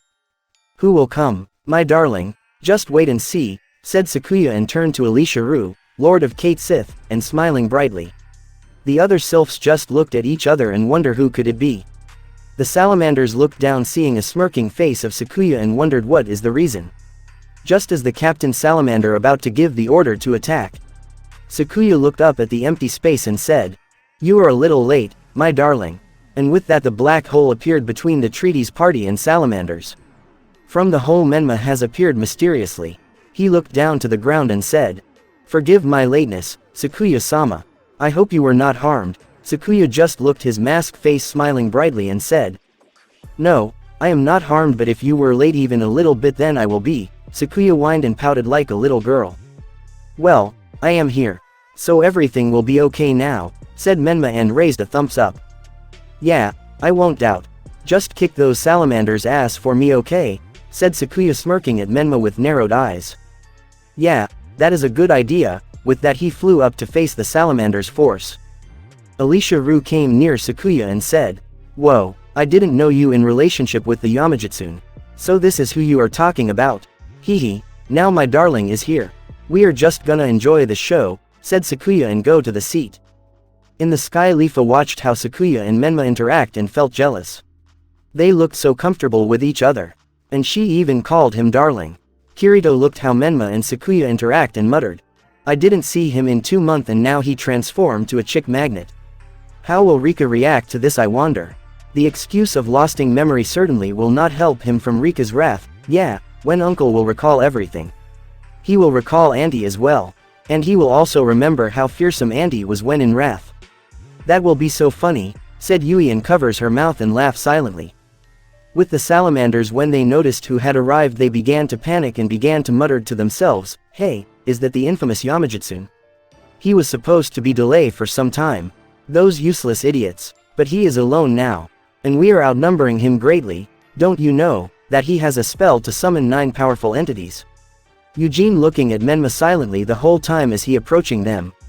When Menma is in front of him, Eugene decided to ask, "Why is the Fox of Darkness here? It's not your business. Get out of here before I decide to kill you." Menma just looked impassively, though you couldn't see because of his mask. "Isn't it obvious? I am here to fight. All of you." The salamanders hearing that think that he has gone insane. Eugene looked at Menma and said, "Are you stupid or insane? You couldn't even hope to defeat me, let alone the 99 salamanders here." Menma began to laugh loudly. Everyone just looked at him strangely. "Ha ha ha, maybe I am insane. But I did not care about that. I want a duel with you, Eugene-san, one-on-one," said Menma, and pointing at Eugene. "Do you really think that you are a threat to me? Alright, I accept. You will regret that decision soon enough," said Eugene, and unsheathed his demonic blade Gram. On the ground Kirito, Lifa and Sakuya just looked and listened to the dialogue between Menma and Eugene. "Ha, he just challenged all the salamanders forced to attack at once. Is he stupid, insane, suicidal idiot?" asked Lifa with widened eyes hearing Menma's challenge. "He didn't change at all. To challenge all the salamanders at once," muttered Kirito. "Aren't you worried about him, Sakuya?" asked Lifa, turning to Sakuya in panic. Sakuya looked calmly at where Menma was and said, "There is nothing to worry about. My darling has never even gone all out. Maybe this will be a chance to see all his power." Then Kirito and the others turned back to the battle. Menma versus Eugene. When the sun shined brightly at Menma's side, Eugene decided to charge that moment at him to strike. Menma seeing that strike raised his kusanagi to block, but was surprised as Eugene's sword passed through his kusanagi. "What? Umbri septemplex paris anti-corporalis," said Naruto, surprised, and cast a shadow shield to protect himself. Eugene looked displeased as his strike was blocked. Menma flew back a little and said, "So that's the power of demonic sword Gram, ethereal shift. But now that I know about that skill, you won't surprise me again." With that he charges at Eugene. Eugene intercept him and begin to slash at Menma. Menma just concentrate on attacking and let his shadow armor take care of defense. But even with the shadow armor he still receives some slashes. They've been fighting for a while now. Menma received multiple slash on his body, but so is Eugene. Suddenly Eugene decided to slash Menma in half. The strike was so sudden that Menma only managed to avoid enough to not be cut in half. He flew back to create a distance between them. Then the sound of something was cut was heard. Menma's mask has been split in half. His bang is shadowing his eyes so the people below couldn't actually see his face completely. Then Menma looked up calmly at Eugene to reveal his face to the world for the first time. He has shoulder-length spiky black hair. His eyes are blue with slits in them. The wind is blowing his hair dramatically. On the ground, when Leafa and Sakuya saw that Menma was nearly cut in half, they were so worried about. But then the mask has been split in half and exposed his face for the first time. "Oh my, I know he is handsome, but this is just mind-blowing," said Sakuya and looked at Menma's figure lustfully. Leafa was speechless. She just looked at Menma's now exposed face with red face, and the steam is coming from her head. "I wouldn't mind to have him for the rest of my life," said Alicia Rue, looking lustfully and drooling at Menma's face. "I finally see him after 2 months. He didn't change that much in appearance. Only his eyes have changed a little," said Kirito, looking at Menma. Menma versus Eugene. Menma, feeling his mask has been destroyed, and muttered. "And now the mystery has been exposed." Eugene flew in front of him and said arrogantly. "Now, you see that you don't have a chance at winning. But I still won't spare you though. You need to be punished for your arrogance. I must say you are not bad at wielding that blade. But I was never serious in the first place. Now let me show you how I look when I am serious," said Menma, and changed his stance to battojutsu. His eyes began to turn cold and the killing intent began to leak out.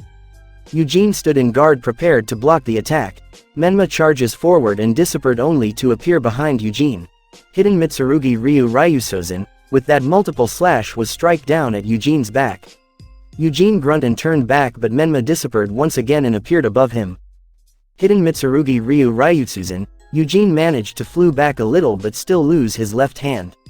He grit his teeth in frustration and began to spin around to slash at Menma. Menma flew down and then rushed up. Abs perform Ryumaisen to stun Eugene. Eugene was stunned and his eyes widened in horror. Hidden Mitsurugi Ryu Soryusen, with that Eugene was cut in half. His face still showed how shocked he was. Then Menma turned to the remaining 99 players and there was a silhouette of a demon with glowing blue eyes behind him. They all looked terrified and shaking badly. On the ground, Sakuya and Alicia Rue looking at the battle with heart in their eyes. Sakuya knew that Menma was powerful when serious, but to completely dominate Eugene, the General of Flame, is mind-blowing. Leafa looked at Menma in awe. His sword style was so unpredictable and fast that she was staring at the battle the whole time. "I am feeling nostalgia. No matter how many times I looked at him going all out, it still terrified me. Even though he didn't use Hidden Mitsurugi Ryu for a while now. His skill is still remained the same. No, they have grown even more from then," said Kirito, looking at the back of Menma. Leafa finally snapped back to reality and looked at Menma in awe as he sheathed his sword back. "So this is what Menma-kun looks like when he is serious." "He is so," said Leafa, smiling widely, and her heart began to beat faster. Time skip. Sakuya is using the recovering magic to help Eugene's torch to turn back to normal quicker. When she finished the process, Eugene was seen kneeling in the ground. Around them was everyone, from Kate's Sith party to Salamander's invasion squad. Eugene stood up and fell on his knees in front of Menma, surprising him and everyone else. "So you've been trapped here the whole time, Battousai-sama. That sword style, only you could use that sword style. I am never gonna forget how you single-handedly defeat the demon general on the 60th floor. If I lost to you, then there is nothing to be ashamed about. That was a good fight. I thank you for the honor to fight you." Some of the salamanders that were the survivors of Sao, hearing that, began to fall to their knees and bowed down to Menma as well. Menma just looked uncomfortable at the situation, sweet-dropping nervously. Ma, I don't know what are you guys talking about. But if you guys retreat right now, I'd appreciate it," said Menma, and looked at all the kneeling players uncomfortably. Eugene stood up and said, "Due for my respect for you, I will retreat this time, Battousai-sama. Though fighting you caused my blood to boil, I'd like to fight you again sometime. If that's alright with you." "Yeah, anytime. I will never back out from a good fight," said Menma and clutched his knuckle, smirking. "That's good. Now I am leaving. Until we meet again, Battousai-sama." With that said, Eugene and the rest of the salamanders began to fly away. Menma sighed out in relief. Suddenly, he received a smack from behind. He rubbed his head and turned back to see who did that. He was met with a rage face of Leafa. "You so stupid, reckless, moron, suicidal, ignorant idiot. What the heck see you thinking, challenging the whole army of salamanders like that?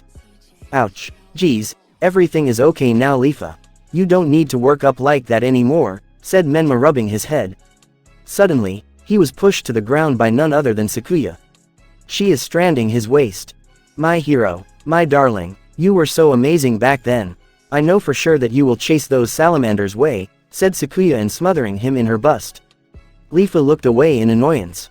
When Menma managed to free himself from her bust, he gasped. You were smothering me, Sakuya-sama. She looked up and covers her mouth. Sorry for that, darling, but I need to speak with that asshole Sigurd first, said Sakuya and stood up. She turned to Alicia and asked. Ru, you have raised your dark magic skill, right? Yeah, though not on the same level of your lover here, said Alicia and smirking teasingly. He is not my lover. Yet. And stop joking and open the moonlight mirror to Sigurd, said Sakuya. Sigurd's place. Sigurd is sipping his wine and humming silently. Suddenly, a mirror appeared and Sakuya is in it. Hello, Sigurd, Sakuya, said Sigurd in shock. Yeah, unfortunately for you I am still alive, said Sakuya smirking at him. Why? I mean, how was the meeting? It went well. Also there's an uninvited guest there, said Sakuya. Who? Asked Sigurd nervously. General Eugene sent his regard, said Sakuya and smiling deviously. Sigurd looked at shock and then turned to Sakuya's right to see Leafa and unmasked Menma standing there. So it's you, Leafa. So what will you do to me now? Fire me. You know perfectly well that the army won't last long without me commanding them, said Sigurd and closing his eyes confidently. Oh no, I have a better idea. As you can't stand to be a sylph, why don't you go around the world to try to be with other races, asked Sakuya mocking him. Then she pressed on the menu and banished Sigurd from sylph's territory. Why you are banishing me? Said Sigurd in shock. That's right, from now on you are a renegade. Maybe you could found something interesting to do for yourself on this journey, said Sakuya and dropped the mirror. Curse you, yelled Sigurd and jumping at the mirror, but was too late. Butterfly Valley. Sakuya, after finishing the talk with Sigurd, turned to Leafa and said. I thank you, Leafa, for coming here to save me. No, that's not me. It's all Menma-kun. When he heard that you was in danger he flew to this place like a rocket, said Leafa shaking her head.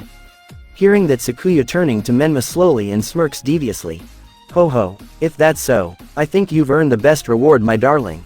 And now that yours mask is gone I can do something that I've wanted for a while now. With that said she came near Menma, grabbed his face and kissed him passionately.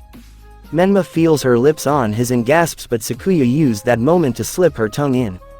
She kissed him for a while, then decided that it was enough and back up to lock her lips. That was fantastic, my darling.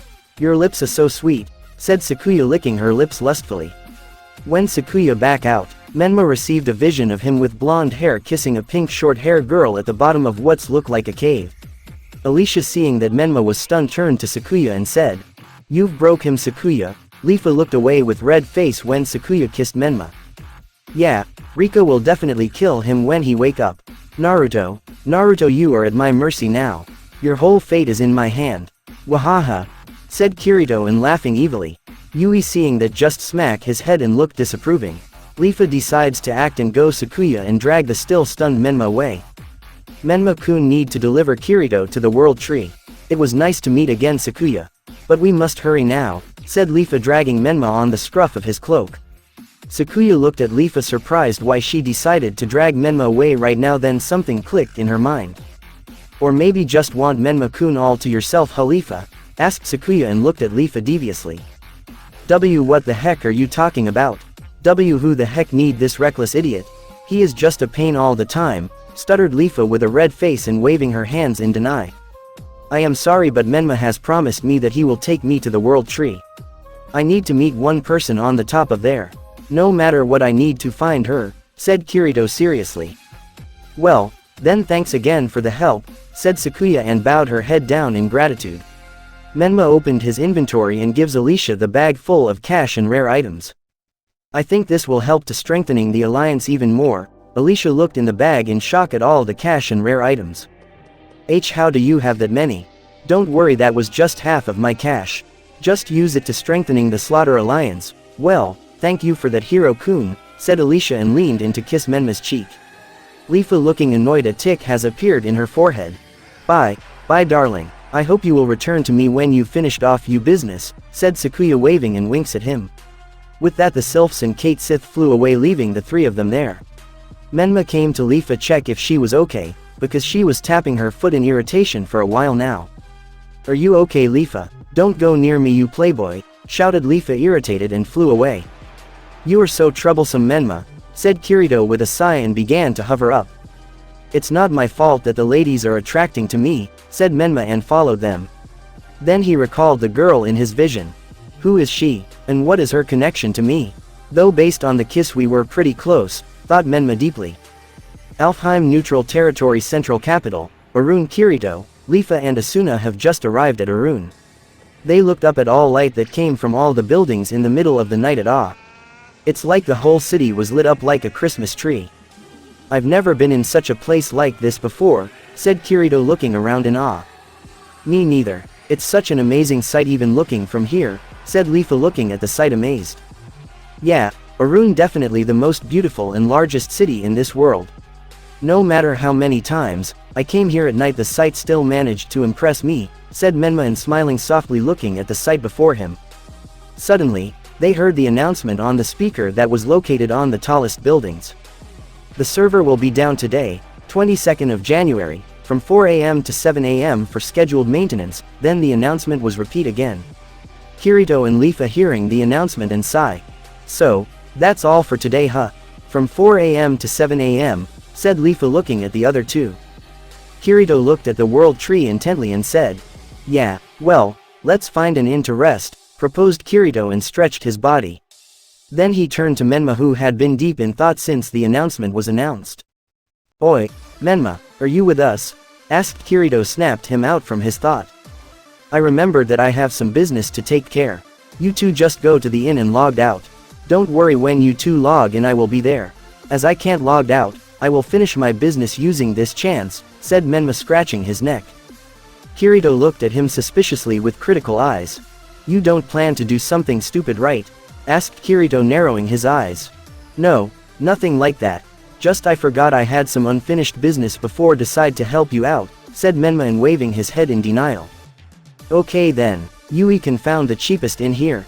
asked Kirito, looking at Yui that is sitting on his shoulder. Yui looked around for a while and pointed at one inn. "There, that inn is super cheap." "Super cheap, huh?" asked Leafa, sweet dropping. Then she turned to Menma and said, "Take care, Menma-kun. I want you to be here when I log in, okay?" "Don't worry, Leafa, I promised," said Menma, and raised his thumb and grinned foxily. Leafa looked at Menma's grinning face and blushed a little. Then she recalled that she will be logged out for a while, so she decided to do something bold. Menma-kun, see, could you please close your eyes for a minute?" stuttered Leafa, fidgeting. "Huh, for what?" asked Menma, surprised. Just do as I said, I don't have much time left," snapped Leafa at Menma. "Oh okay," muttered Menma fearfully. He closed his eyes and stood there. Leafa approached him and leaned in to kiss his cheek, then ran away to the direction of the inn with red face. Menma opened his eyes and touched where she kissed. "That was unexpected, but not unpleasant," muttered Menma. "Well, I am going there too. Take care," said Kirito, and began to leave. Before he went too far, Menma said, "When you logged out there will be a surprise for you." Kirito looked at Menma strangely, then shrugged his head and go the inn. Menma opened his friend list, waiting for them to log out and decide to act. He began to run to the direction of the world tree. "This is my chance to find out what that fake king has hide. As the server is in maintenance soon, all the monsters and guards will be deactivated, which means I can reach the top without any problems on my way." On top of world tree, Asuna has managed to escape the birdcage by entering the password that she has remembered. Right now she is running down from the birdcage. She saw an entrance before her when she ran down. She looked at the entrance suspiciously and decided to go in. When she opened, she saw a long tunnel there, so she decided to go even further. She didn't know that there was a shadow far behind her that also observing and following her. Real world Kirito is washing his face with cold water to refresh himself. When he finished, he closed the sink and turned to his right. "Morning, Sugu." "Morning, Oni-chan," said Suguha tiredly, still rubbing her eyes. Then she yawned loudly. Kazuto, seeing that, decided to ask, "What are you doing so late at night?" "I was in internet," said Suguha, feeling more refreshed. "Don't spend too much time on it," advised Kazuto, and then thought to himself, "Not that I should talk. I am such a hypocrite." Then he have an idea how to prank his sister. "Sugu, turn back please." "Huh? For what?" asked Suguha surprised. Just do it, said Kazuto. His hair covered his eyes and he smirks deviously. Suguha just shrugged and turned back. Kazuto immediately take the cold water and pour it Suguha's back, cause her to scream loudly so that everybody around them could hear. Alfheim World Tree Control Room. Asuna is moving silently through the long tunnel. As she walks she begins to think how long this corridor is. After walking for some distance, she noticed there is what looked like a map in front of her. She looked at the map and searching the console, where you could log out, intently. She never noticed a shadow that was far behind her observing her actions. Asuna's eyes suddenly fall on the room by the name of Experiments. With that she began to move to the direction of the room, not knowing the shadow was following her as well. Real-world Kurigai's household kitchen. Suguha and Kazuto were cooking. Suguha was mad for her brother's stunt. She closed her eyes cutting vegetables. Oni-chan, you should buy me a green tea shaved ice with raspberry parfait to apologize, okay? Okay, then can we go in the afternoon? Asked Suguha hopefully. I am sorry, but I have something to do in the afternoon. And I plan to go to the hospital this morning, said Kazuto. So, hey, Oni-chan, can I come with you to the hospital? I want to see Asuna-san's and your friend's face, asked Suguha with a little sad voice and leaves the kitchen. Sure. I think they will be glad about that, said Kazuto. Turns to the leaving figure of Suguha. Alfheim, Experiments, room. Asuna has arrived at the room. She looked around and saw multiple test tubes with the hologram of brain above each. Asuna walked in further and went closer to one of the tubes to look at the hologram of the brain. There she saw that the tubes control all emotions of players. Then she recalled what Sugo said about the expansion of brain control regions, that could possible to control thought, emotion and even memory. Then she realized that all the players of Allo right now being manipulated by these tubes. She covers her mouth in horror. They are all suffering. How horrible, said Asuna, her eyes widen in horror at what she find out. He won't get away with this. No, I won't let him, said Asuna and looked up determinedly. Just wait a minute, I will save you all, muttered Asuna. Suddenly, she heard a sound of someone opening the door and immediately hid behind one of the tubes. The pink tentacle creature has come in the room and looked around. Now how is it going? He is having another dream of Spika-chan, said the creature. B13 and B14 fields are off the scale. Same as 16. High excitement, sure it isn't the coincidence. It's only happened 3 times, no, it due to emotional inducement circuits. If it happened at this rate, he is over the threshold, so for now we put him in the list for continuous monitoring. Asuna, seeing they didn't notice her, decide to move away. Time skip. Asuna is sneaking away from the 2 tentacle creatures. When she looked back, she saw a floating black box in midair. That's a system console. Then she looked back to see if the 2 creatures has noticed her yet. Seeing they didn't, she decided to approach the system console to log out. She began to run faster but silently to reach the card and pulled it down. Then she searched for a logout menu and finally found it. She was about to press a logout button, but behind her there was a shadow of a tentacle monster behind, though she didn't know that yet. On her right, not far from the console system, the shadow was unsheathing his sword prepared to act. Hospital. Asuna's room. Suguha and Kazuto were standing in front of Asuna's room. Suguha read her name on the tablet. Yuki Asuna-san, her character shared her real name. Not many people do it. Oh, you know that as well.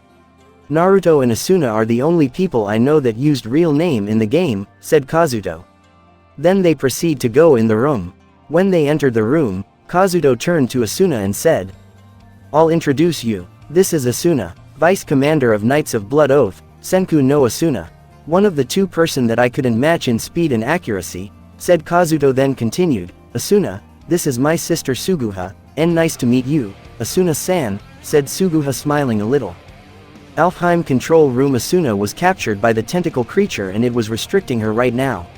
She tried to press the logout button, but couldn't as the tentacles restrict her movements. Suddenly, the creature screamed out in pain. Asuna looked behind it and noticed Menma with Kusanagi in his hand. Her eyes began to tear up and she screamed, Naruto! Asuna screamed, surprised at his presence. Menma charges forward, forcing the monster to back away from Asuna. You are Asuna-san, right? Quick, using this chance to log out. Kirito-san is waiting for you. I will take care of this, guys, said Menma in hurry. But, I couldn't leave you here, said Asuna looking hesitantly at him. Don't worry about me, hurry, log out, I believe that you will come back to save right, shouted Menma and turned to smile at her. You, how the heck can you even be here? The server is in maintenance now.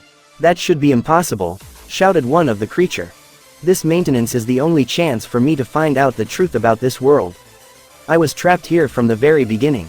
Means even if the server is in maintenance, me and Asuna-san are the only players here, answered Menma. Well, that just won't do. I'll need to capture you now that you discovered this room, also erasing your memories. Test subject K99 said the tentacle monster and went to one of the two. Hurry and logged out, Asuna-san. Also, give this to Kirito-san, said Menma and transfer the seed from his inventory to her. You think I will let you out of here? Shout the other monster and charges at Asuna. But Menma had intercepted and won't allow it to come near Asuna. Asuna run to the console system and looked back at Menma one last time. The tears run down her eyes one last time before she pressed the logout button and muttered. Arigato, Naruto, I will come back for you. I promised. With that she logged out. The monsters scream in frustration and begin send electroshock to Menma's brain through a system. Menma was fighting the other monster, suddenly felt a horrible pain in his head. Ah, the monster began to came near him to restrict him. You've made a huge mistake. Now Sugo will know about it and you won't even image how horrible that is to you. He will torture you day and night, said the monster. Menma was on the ground panting heavily. As he was tried to stand up, the other shock has came to his brain, force him to fall to the ground blackout. That girl has escaped. Sugo-san will be furious. But first let's put this intruder to a proper place first. You waited here for a little, I will log out to contact the boss, said one of the creature. Yeah, to think this brat will spoil boss's plans. After a minute the other returned. So what did he said? He was so pissed that he said torture this kid as much as we want. Also put him in the darkest prison in the castle. He looked at the unconscious form of Menma and said. Looks like your life is over, brat. You shouldn't have come here. Asuna's room. Suguha looked at Asuna's unconscious figure and muttered. She's so pretty. It's a shame that she is still asleep. Kazuto also looked at Asuna silently. Suguha decided to go out to change the water. Suddenly, Asuna's finger moved slightly. Kirito looked in shocked. Then she groggily opened her eyes. Asuna, you are finally awake. I missed you so much, yelled Kazuto with tears of joy and embraced her tightly. I am back, Kirito-kun, said Asuna and smiled tiredly. But how did you wake up? I thought that Sugo trapped you in aloe, asked Kazuto, surprised, caressing her hand gently. Asuna heard that, widen her eyes, then her eyes began tear up. It's Naruto. He used the chance that the server is in maintenance to save me. We have to save him, Kirito-kun. Sugo won't forgive something like this. Naruto pretty much spoiled all his plans. He will kill him, Kirito-kun. This time Naruto may die for real. We need to save him, shouted Asuna, sobbing heavily. Kazuto's eyes widened in realization the last words Naruto said to him. His hands began to tremble and his eyes also began to tear up. Again. He did things alone again. I should have realized sooner. He was waiting for the maintenance to happen from the beginning, said Kazuto, looked down in shame. Behind the curtain, Suguha heard the name Naruto, then she thought, could it be the Naruto that Kirito has called on their first meeting? If so, then that means her brother was Kirito. Asuna looked at Kazuto and said, please save Naruto. I can't log in, as I have to report to my father the truth. Also I will transfer one thing that Naruto has entrusted to me for you. Kazuto looked up determined and said. I promise that I will save him no matter what. You should go visit him now. I am fine already, said Asuna and smiled softly at Kazuto. Okay, take care Asuna, said Kazuto, leaned in and kissed her. Suguha looked from behind the curtain and saw they kissed. Feeling embarrassed, she immediately looked away. The realization came to her. When she looked at her brother and Asuna kissed, she didn't felt a jolt of pain in her heart. Just the embarrassing sensation, which means her feelings has shifted to Menma-kun, during the time they spent together. Sugu, I am visiting Naruto now. Are you with me? Asked Kazuto. Hi, Oni-chan, said Suguha. Then she walked to the bed where Asuna sat up and said. It's a pleasure to meet you, Asuna-san. I hope we can be friends. Oh, so you are Suguha, huh? Nice to meet you. I also want that, said Asuna and smiled at Suguha. With that they walked out of Asuna's room and head to Naruto's room. Naruto's room. Kazuto knocked the door, then heard the "come in" from someone inside and walked in. Suguha was behind him. They walked in and saw Rika was sat on Naruto's bed as usual. "Long time no see, Rika." "Oh, Kazuto. Yeah, it's been a while. How are you doing?" "I am fine. This is my sister Suguha. And this is Rika, my friend." Kazuto introduced Suguha to Rika. "Nice to meet you, Suguha." "Nice to meet you too, Rika-san." "So this is Naruto-san, the hero of Sao," said Suguha and looked at Naruto's unconscious form. "Yeah, the hero that had saved us all from the death game, though he personally didn't think of himself as such," said Kazuto and looked at his friend sadly. That fact indeed confirmed that Menma is Naruto to Suguha. "Rika, I wanted to talk you in private. Can we go outside?" asked Kazuto looking at Rika seriously. Rika nodded her head in surprise. And with that they walked out of the room to talk.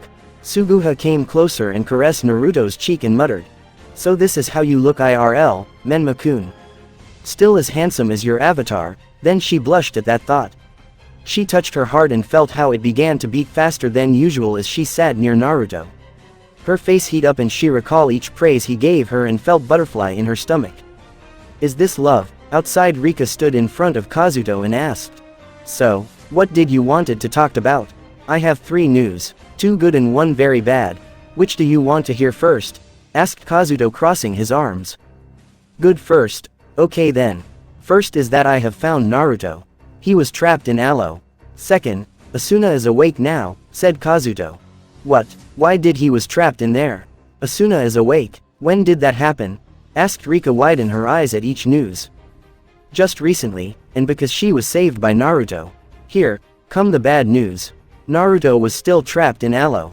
And because he released Asuna, he may die in Aloe," said Kazuto and looked down to clutch his knuckle. "Why?" asked Rika fearfully trembling. "Nobuyuki Sugo trapped Asuna in-game to take advantage of him and marrying him. But Naruto has spoiled all his plans by releasing Asuna from the game. He won't forgive that. He will torture Naruto, till his mind shut out or even transform him to a mindless drone," said Kazuto punching the wall in frustration. Rika hearing that covers her mouth and begin to cry. I will log in Aloe to save him," shouted Rika tearfully. "Don't. I know you care for Naruto the most, but Sugo may send the men to end Naruto's life IRL. I need you to watch Naruto 24/7.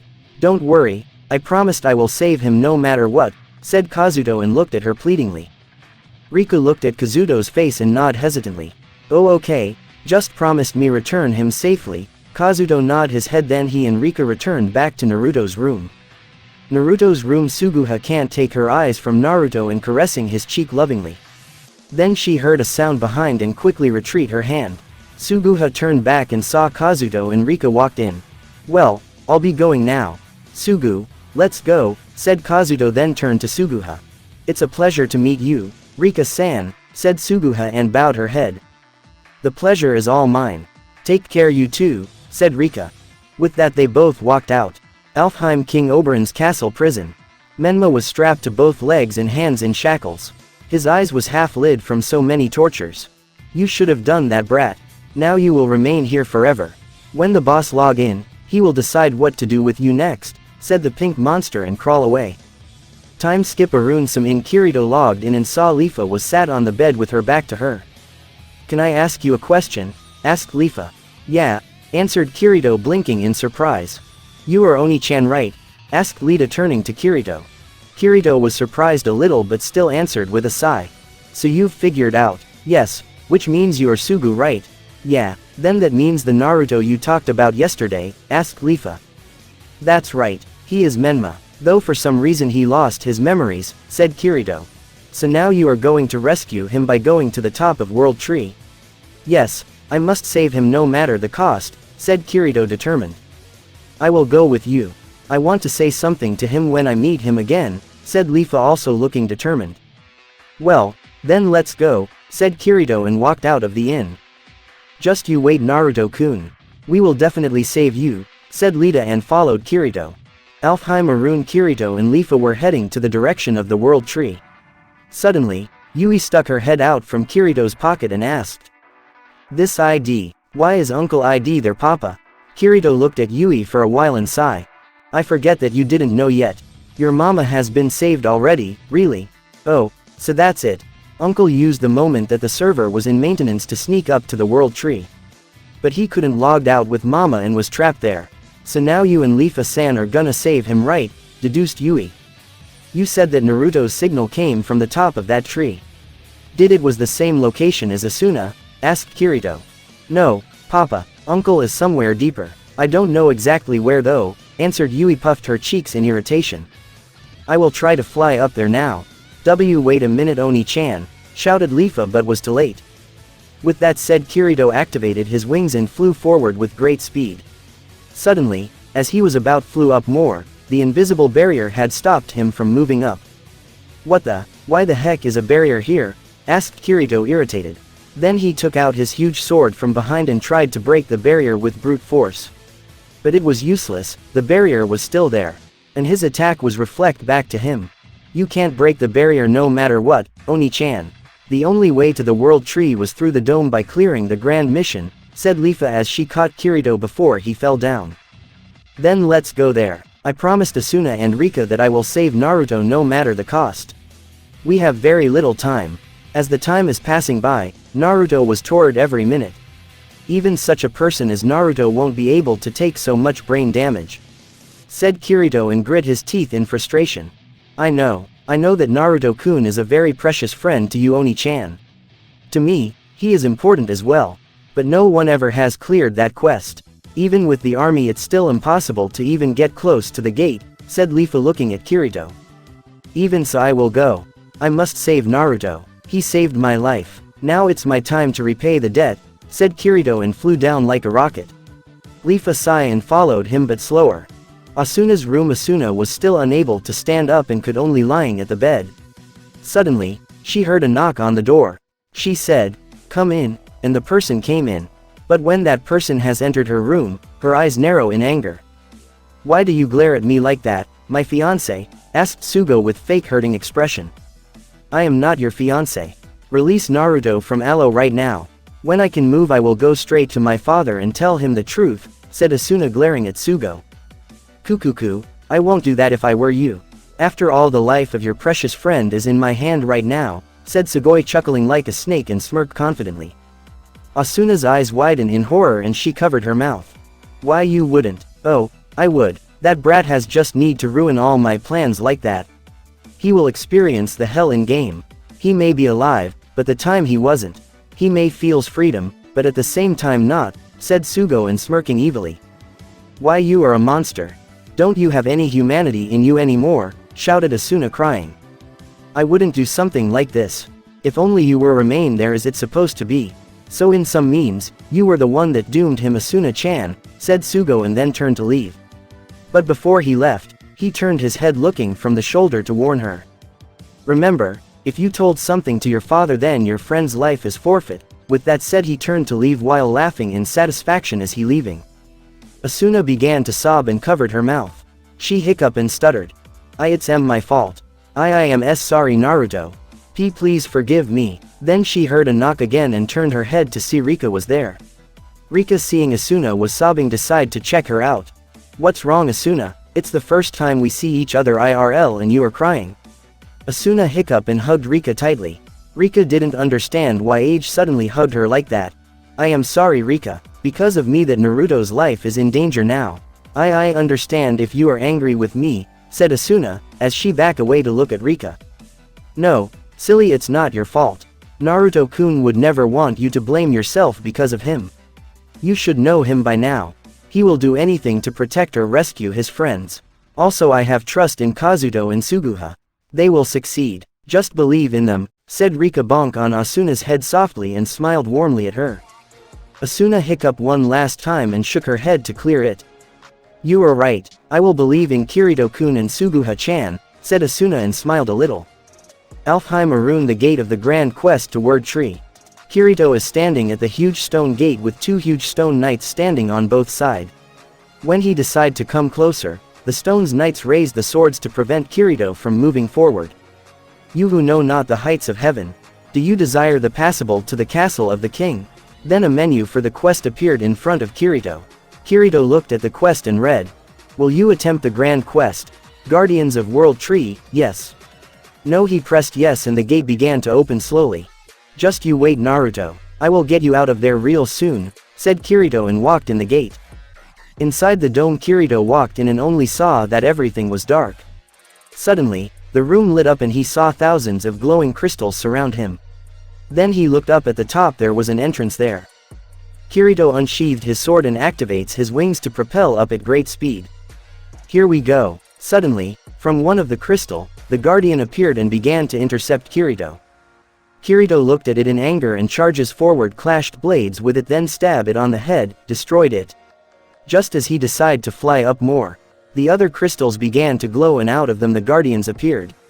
The numbers shocked Kirito greatly, but he gritted his teeth in anger and roared, then charges forward at the guardians. He slashed one then another. Even though he managed to destroy about 30 of them, his HP is at limits already. Suddenly, a huge panel appeared. Oya, I thought you should be with Asuna now, Kirito-kun. Why you decide to come here? Asked Sugo in appearance of Oberon mockingly. Kirito's eyes opened wide and he shouted in rage. Sugo, release Naruto right now. Oh my, you are such a greedy person. Asuna was already released, but that still didn't satisfy you. Such a greedy person you are, Kirito-kun, mocked Sugo, which caused Kirito's to become mad. Where is Naruto? Stop this madness right now, shouted Kirito in rage. Oh, you want to see Naruto-kun? As you wish, said Sugo. Then the panel split in half and the shackled figure of Naruto appeared. Naruto, shouted Kirito with wide eyes. Do you want to hear him scream, huh? Asked Sugo mockingly and brought his hand to his ear, then laughed cruelly. Then he pressed the button on the controller and the shock collar on Naruto began to electrocute him. Ah! Shouted Naruto with so much agony that causes Kirito to cringe while Sugo smirked in satisfaction. Naruto, Sugo, bastard, I swear I will annihilate you, shouted Kirito, glared at Sugo so much that if it was possible the hole will appear in Sugo's head. You are welcome to try. But this quest one intentionally made it impossible to pass because it was to trap Asuna here. Naruto managed to pass through because he managed to obtain Forbidden Summon. You though didn't have something like that, therefore that's impossible for you to pass this quest, said Sugo confidently and turned off the panel. Kirito felt even more rage and charges forward to slash rapidly at the guardians. He destroyed about 30 enemies. But the quality of guardians was still so much. He smirked madly and rushed in to destroy the enemies. Deciding not wasting more time, Kirito decided to propel straight to the entrance. His speed was very impressive, but still the guardians all threw their swords at him at the back. Couldn't manage to dodge so many attacks at once and was stabbed by many swords in his back, legs and hands. I was so close, mumbled Kirito. Then he looked at his HP and it has reached 0. Then his body disappeared and he became a purple torch. Is this the limit of my strength? Is my strength limit only in skills and status effects? I am limit to the rules and limits of the game, thought Kirito. Then he remembered something Naruto said to him in Sao. Flashback: Kirito and Naruto was fishing at the lake. Suddenly, Kirito decided to ask Naruto. Nay, Naruto, do you believe that we could only be limited by the game and couldn't break that limit? I believe that no matter if this is a game you could broke the limit if your feelings is strong enough. Even if you are in virtual world, if you desire it with all your heart, you could break any limits to reach your goal. That was I believed in, said Naruto and looked down to the lake. Kirito just looked at Naruto silently. End flashback. My feelings to Naruto is not this significant. He is my best friend, my savior. Not only that, but all the people outside are waiting for him. I will break through, thought Kirito determined. Suddenly, he looked at the guardian before him and saw that it turned its attention to someone below. He turned back and saw Leafa flew up to him. No, stay back, Sugu. Leafa continued to fly up to Kirito's torch. The guardians are pursuing Leafa at great speed. Finally, she managed to reach his location and quickly embraced the torch and flew down. The guardians saw that and slashed down, forcing her to flew down even more. But that was Leafa's aim. The guardians, seeing Leafa lied on the ground, began to shoot arrows and threw swords at her. Some managed to hit her, but Leafa endured it and managed to flew out of the gate. Outside, Leafa was on her nest and pant loudly. Oh Oni-chan, said Leafa and opened her inventory to take the revival item and revive Kirito. Kirito was revived and opened his eyes slowly. Thank you Sugu, but you shouldn't do something like that next time.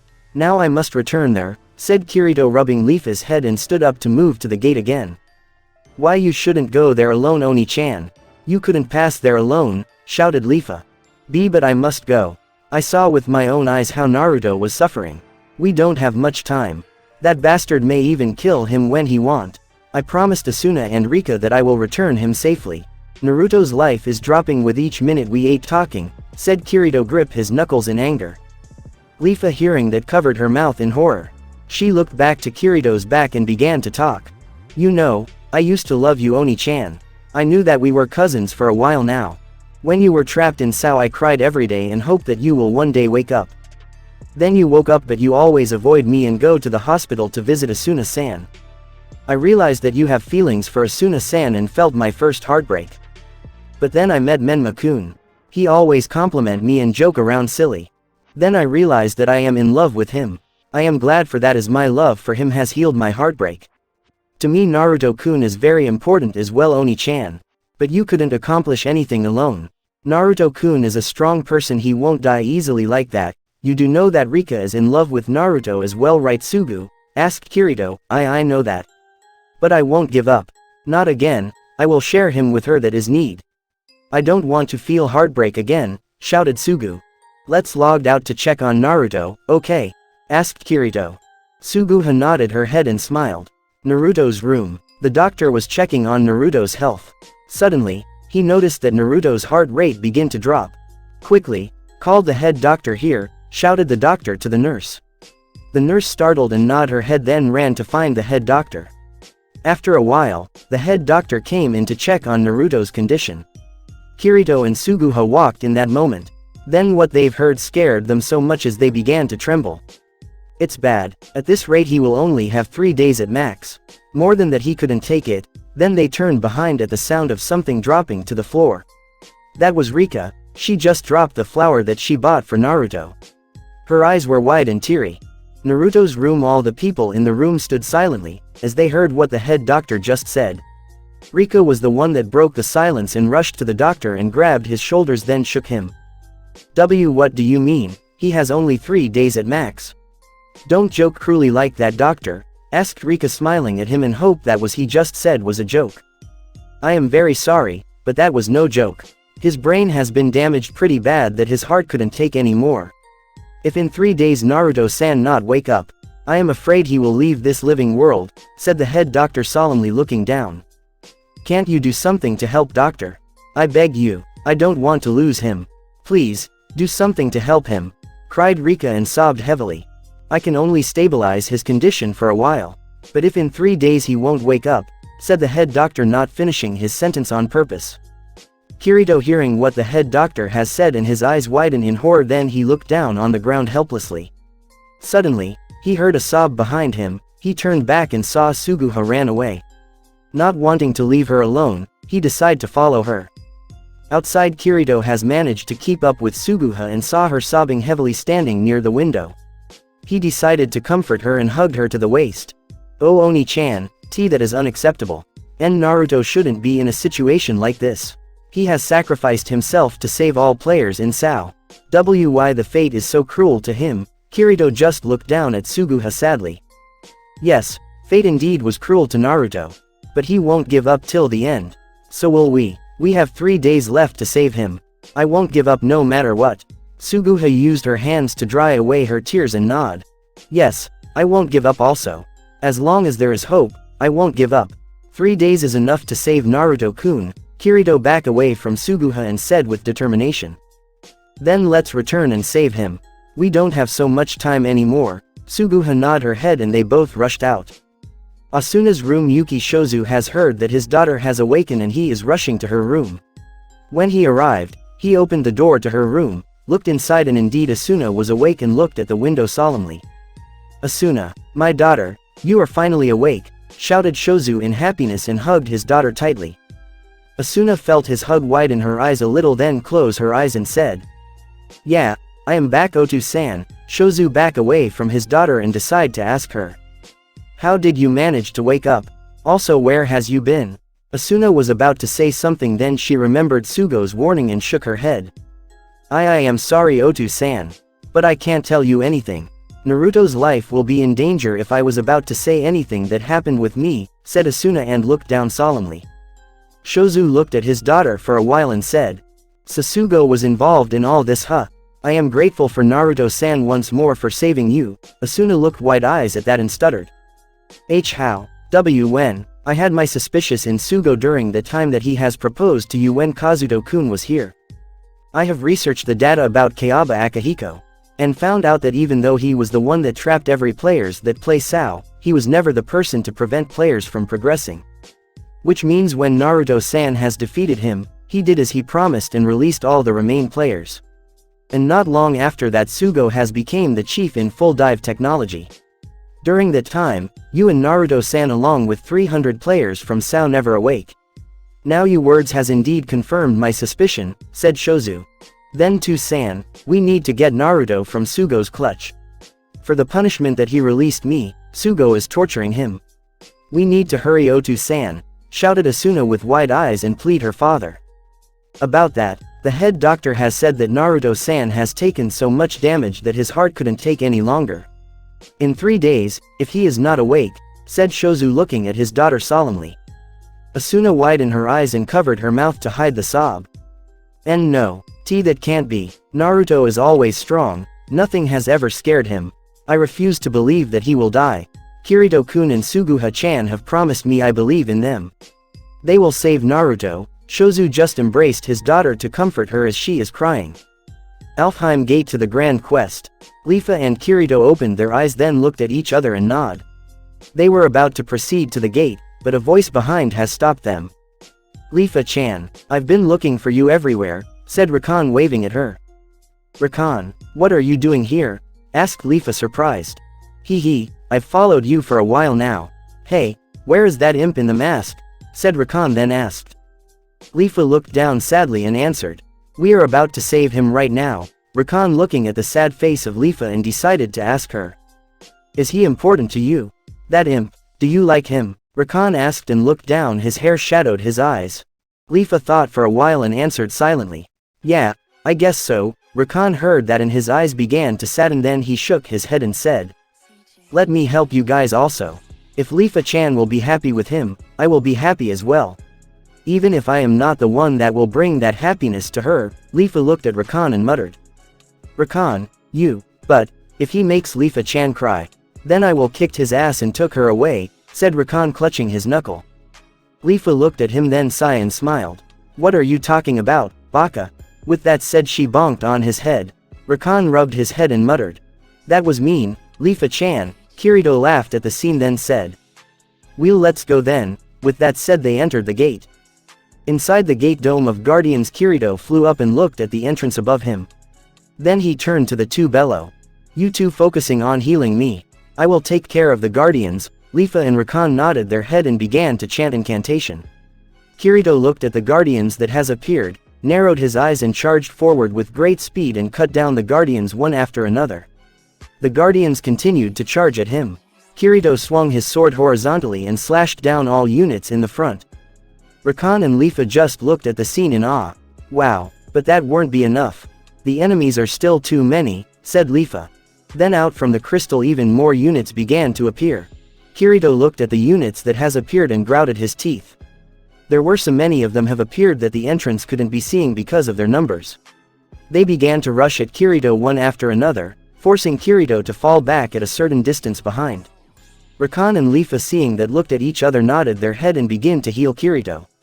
The guardians turned their attention at the two of them as they healed Kirito.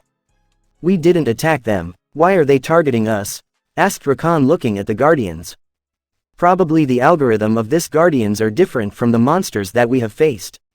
And Naruto-kun managed to pass this dome alone. How could he even achieve that? It's impossible, said Leafa narrowing her eyes at the guardians. Just as she was about to charge in to help Kirito, Rakan has grabbed her hand stopping her. Leafa-chan, that imp is very important to you, right? I just want to make you happy. So I will do what it takes to make you happy, said Rakan looking at Leafa softly. Rakan, muttered Leafa looking at Rakan. Rakan then turned his head to the guardians and charges forward to slash at the guardian with his dagger. "Wait, Rakan!" shouted Lifa and followed him, but the other guardian has intercepted her. Rakan chant the incantation to create a wind blade and cut the guardian before him diagonally. Lifa looked at Rakan and shouted, "Enough, Rakan, return here." Then she turned to Kirito to heal him as his HP had dropped in half. Rakan looked back at Lifa and smiled, then he began to chant a very long incantation. After that he self-destruct and create a huge explosion that take a certain amount of guardians and create a hole that you could see the entrance. Lifa seeing that he used the self-destruct magic and shouted, "Idiot, why did you do something like that?" Kirito used this chance to fly up with blurred speed, in hope to reach the entrance. He was halfway but the guardians regrouped and assaulted him simultaneously. Kirito was stabbed to the chest and stomach, grimacing in pain. Then the guardians began to fire their arrows, force Kirito to retreat to the ground. Lifa looked at Kirito and mumbled, This is impossible, we can't do this." Kirito on the ground panting on his hands and knees. He looked at the ground and punched in frustration. "Is this my limit? I am so pathetic. Why can't I be stronger? Naruto has only 3 days left. I won't let him die like that," said Kirito in rage, then shout out at the end. Suddenly, he received a message. He opened the menu. "You have been deemed worthy to wield the holy eyes." Then he looked in his skill line and saw one more had appeared. Alpha Stigma. The holy eyes that allow the user to use any spells during the interval of 5 minutes, without losing mana, is widen at that. Then he cocked Yui out. "Yui, give me the most powerful spells. Quick." "Hi, Papa," said Yui and transferred the spell that summoned the 4 sacred beasts. He activate Alpha Stigma and his eyes begin to glow red with the star in the eyes. "The immortal vermilion bird that guard the south. Come for me and annihilate all my enemies. Invoke Suzaku." After that the portal appeared above Kirito and a huge crimson phoenix has appeared and screech. "The white beast that protect the west. Appear before me and rip my enemies with your fury claws. Invoke Byako."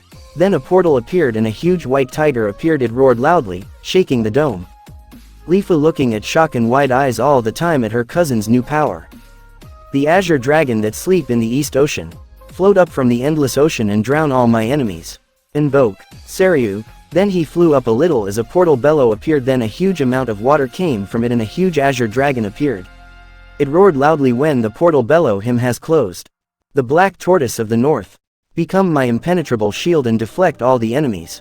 Invoke Genbu." The portal below him has appeared and a black sacred beast half turtle half dragon has appeared and roar loudly. 4 sacred beasts has been summoned, shouted Kirito in glee, his eyes still glowing red. Lifa looked at all the sacred beast and never felt at such shock. The sight before her magnificent and incredible at the same time. "Oh Oni-chan, how do you manage to summon 4 sacred beasts? To summon one is already need an incredible amount of mana, yet you have summoned 4 of them. That's unbelievable," asked Suguha still at shock. Suguha still at shock. "I don't know how and why. But this eyes is the key. It allowed me to use any spell in the interval of 5 minutes without losing any mana," said Kirito. Then he flew up to Lifa. "Now we will break through. 4 sacred beasts destroy those annoying guardians," command Kirito, and the 4 sacred beast charges at the guardians. The strength of 4 sacred beasts proved too much for the guardians as they were all annihilate very quick. Suzaku breath out the flame stream destroying the guardians easily. Byako slashed at the guardians at blurred speed, turning them to shreds. Seryu caused a tornado, using the water from the ground to wipe away all the guardians. Genbu was protecting Kirito as it stood before Kirito and create energy shield to protect it from light arrows. Lifa looked at the battle with her mouth wide and open. She was so speechless that it was comical. The enemies has become less and less. Kirito looked up and saw the entrance above him. He commanded for Suzaku to annihilate the gate that was closed. Then he jumped into it and was teleported away. The 4 sacred beasts have returned to their place, as the job was done. Lifa looked up from below and said, "Please, save Naruto-kun Oni-chan." Unknown place the shadow was watching, as Kirito teleported away through the entrance. His face was shadowed, only showed his mouth. "It's the first and last time that I am helping you, Kirito-kun." Alfheim control room. Kirito was teleported through the gate to the long tunnel of a control room. He looked around and wondered where he is now. "Yui, can you find Naruto's location?" asked Kirito as he looked at Yui. Yui was not in her pixie form, so she returned to normal body now. Wait a minute, Papa, she closed her eyes and began to search for Naruto's ID. After some time, she snapped open her eyes and ran to a wall and hacking through destroy it. Kirito also followed her hurriedly. They ran outside and saw a long road that lead to a birdcage, then high above the birdcage is a floating castle. Kirito looked at the birdcage and deduced. That birdcage seems to be the place where Asuna was trapped in. But I need to find Naruto's location now. Yui, where is the location? Yui looked at the castle for a while and pointed at it. There it is. The signal is coming from the lowest part of the castle, said Yui. With that said, Kirito activated his wings and flew up to the direction of the castle. Just wait a little bit, Naruto. I am going there now. Real world. Naruto's room. Asuna can walk on her own now, slowly, but she still can. After she heard from her father that Naruto has only more than 2 days left now, she decided to see him. Asuna walks slowly to Naruto's room, knocking, asking permission. After receiving the answer, she walked in. She looked in and saw Rika was there holding Naruto's hand tightly. She approached slowly and said, I am sure everything will be alright. Kirito-kun won't let the worst happen. Rika turned to Asuna, smiled a little but still worried. I know, but still I am very worried. I never expect myself to love someone this much. It's like feeling your flesh is tearing apart, looking at him like this, said Rika, clutching her heart. Asuna went to Naruto's bed and looked at his unconscious face. He looks so peaceful like this. But this is still not right. He shouldn't be in a state like this. Asuna went to the window and looked out of it. Please, hurry up, Kirito-kun. Alfheim Oberon's castle. Kirito finally arrived at the castle and looked around it. Suddenly, the hall where he stood became dark and the gravity increased. It's increased so much that it forced him to lie on his stomach to the ground. What the heck is happening now? Kirito asked himself, surprised. Oh, isn't this Kirito-kun himself has come to visit me? Mocked Sugo stepped down from his throne. Kirito looked up with difficulty at the voice. That voice. Sugo, where is Naruto? Answer me. Sugo looked down at Kirito and said, bored. Oh, him, maybe he is already died or not. I don't care. He ruined all my plans after all. Sugo. You bastard, shouted Sugo in rage. It was a joke. Geez, can't even take a joke properly. He is still in the prison, strapped to the shackles. Oh, the scream that he made each time I electrocute him is so sweet, said Sugo, waving his hand. Then his eyes became devious. Sugo, when I can stand up, I will annihilate you, shouted Kirito, glaring murderously at Sugo. Oh, really? What can you do? I am the god in this world. I can even control human soul now, thanks to 300 and your friend being my lab rats. Ha ha ha, yes, I am a god, I control everything here, asked Sugo and shouted in glee. Then he thought for a minute and the idea came to him. You want to see your friend that much? Okay, I will release him, said Sugo evilly. What the heck are you planning? Asked Kirito suspiciously. Just wait and see. System command. Release and transfers the prisoner here, said Sugo. And out from now where the figure was, teleport to the place. Kirito looked at the figure with wide eyes. The figure was Naruto, though his hair shadowed his eyes and he didn't move, just standing there. Naruto, are you alright? Asked Kirito. System commander. Brain control, said Sugo with glee and licked his lips. Suddenly, Naruto began to move and flew next to Sugo and kneeling beside him. What is your order, your majesty? Asked Naruto with empty voice. Kirito heard that and felt in such shock. Then he turned to Sugo, who was laughing like a maniac, and shouted furiously. What have you done to him? Isn't it obvious? He is my little dog now. With him at my control I will be able to take everything back. Asuna, RCT progress, VRMMO world. I will rule everything, while this dog will do all dirty job, said Sugo with satisfaction. Then he turned to Naruto and ordered. Finish this guy right in front of my eyes. System command. Pain absorber from level 10 down to LV8. Yes, your majesty, said Naruto with empty voice and picked up Kirito's huge and stabbed him in the back. Because of pain absorber down to LV8, Kirito felt an immense pain and screamed out in pain. Good, very good, stabbed him some more, said Sugo with bloodthirsty eyes. Naruto did as he was told, like he is some kind of emotionless machine. He stabbed Kirito 3 more times. Kirito shouted out in pain again. Blank space. Why is Naruto being controlled like this? What can I do to save him? I want to save him, but what can I do? Thought Kirito as his consciousness transferred to some blank place. Are you giving up? Naruto-kun fought against me even knowing that he won't stood a chance. What about you, Kirito-kun? Are you giving up? Asked Kayaba Akihiko suddenly appeared in front of Kirito. Kayaba Akihiko, I thought you died already, asked Kirito surprised. I am alive or not? Though it doesn't matter now. Are you giving up? Asked Kayaba again. But what can I do against him? He is a GM and I am a player. I can't do anything against him, said Kirito looked down helplessly. Do you think that thought stopped Naruto-kun? He transcends beyond the virtual world and managed to defeat me. You have the same potential as him. The fight with Naruto-kun has showed me that humans' will is strong enough to break any laws of the virtual world. Stand up, Kirito-kun.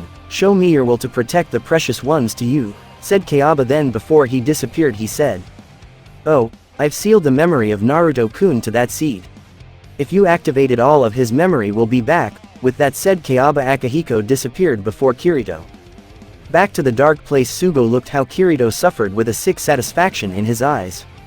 Then he noticed Kirito began to slowly stood up. The strike this Naruto hit me didn't hurt at all.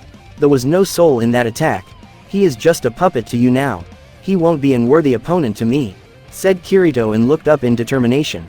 Sugo looked at him fearfully, then turned to Naruto and ordered, Naruto, destroyed him now. Show him no mercy. Yes, your majesty, said Naruto with a blank look. Then he charges at Kirito with his Kusanagi. Kirito raised his sword and blocked the strike with ease. System login. ID. Heathcliff. System command. Enable administrator privileges. Set ID Oberon to LV1. Also turned off the brain control to ID Menma. With that, Naruto began to fall to the ground unconscious. Sugo looked at that in disbelief. What have you done? How can your ID outranks mine? I am the ruler, the god of this world, shouted Sugo, frustrated, stamping his feet to the ground in frustration. Kirito approached Naruto and said, No, that's not true. You are a thief. You steal this world and all its people for your selfish ambition. How dare you? Your piece of trash dare to talk to me like that. Generate the object ID Excalibur, shouted Sugo with and raised his open palm. But nothing happened, so he tried again and again. Kirito looked at him for a while, then turned to Naruto. He opened his inventory to take out the seed. The seed, memory seal released. With that, the seed began to glow and all of Naruto's memories has returned to him. He slowly opened his eyes and turned to Kirito. Kirito, it's really you. What am I don't hear? I don't remember anything at all, said Naruto, rubbing his temple. Thanks God, the memories have returned to you, said Kirito and sigh in relief. Naruto turned his eyes to Sugo, who was shouting at the space like he was out of his mind. He narrowed his eyes and turned to Kirito and asked, You don't mind if I teach this trash some lessons, do you? Be a guest, said Kirito. Oi, fake king, do you really think that you could use me like that without paying the consequence? Asked Naruto as he slowly approached Sugoi like a predator. Generate, Excalibur. Why the heck don't you follow my command, piece of crap? Shouted Sugo madly. If you want that sword so much, I will give it to you. Generate object ID Excalibur, said Naruto, and the golden sword appeared out of nowhere, then fall to his hand. Then he tosses the Excalibur to Sugo. Let's go, fake king. I will show the true terror of Hitokiri Battousai. Pain absorber from LV8 down to LV0 inches, said Naruto darkly, and activated pain absorber. Sugo just trembling, holding the Excalibur. Naruto Meika, come on, motion for him to strike, which caused him to wide his eyes in rage and charges forward. Naruto just standing there, not moving an inch, with hair shadowed his eyes with a scary smirk. When the strike was about to hit him, he just raised the Kusanagi to deflect the strike. Is that all you can do, your majesty? If this is all you can do, then now I will show you the hell on earth, said Naruto darkly, and slashed away Sugo's right arm. Losing an arm caused Sugo to roar loudly in pain, with tears run down his face.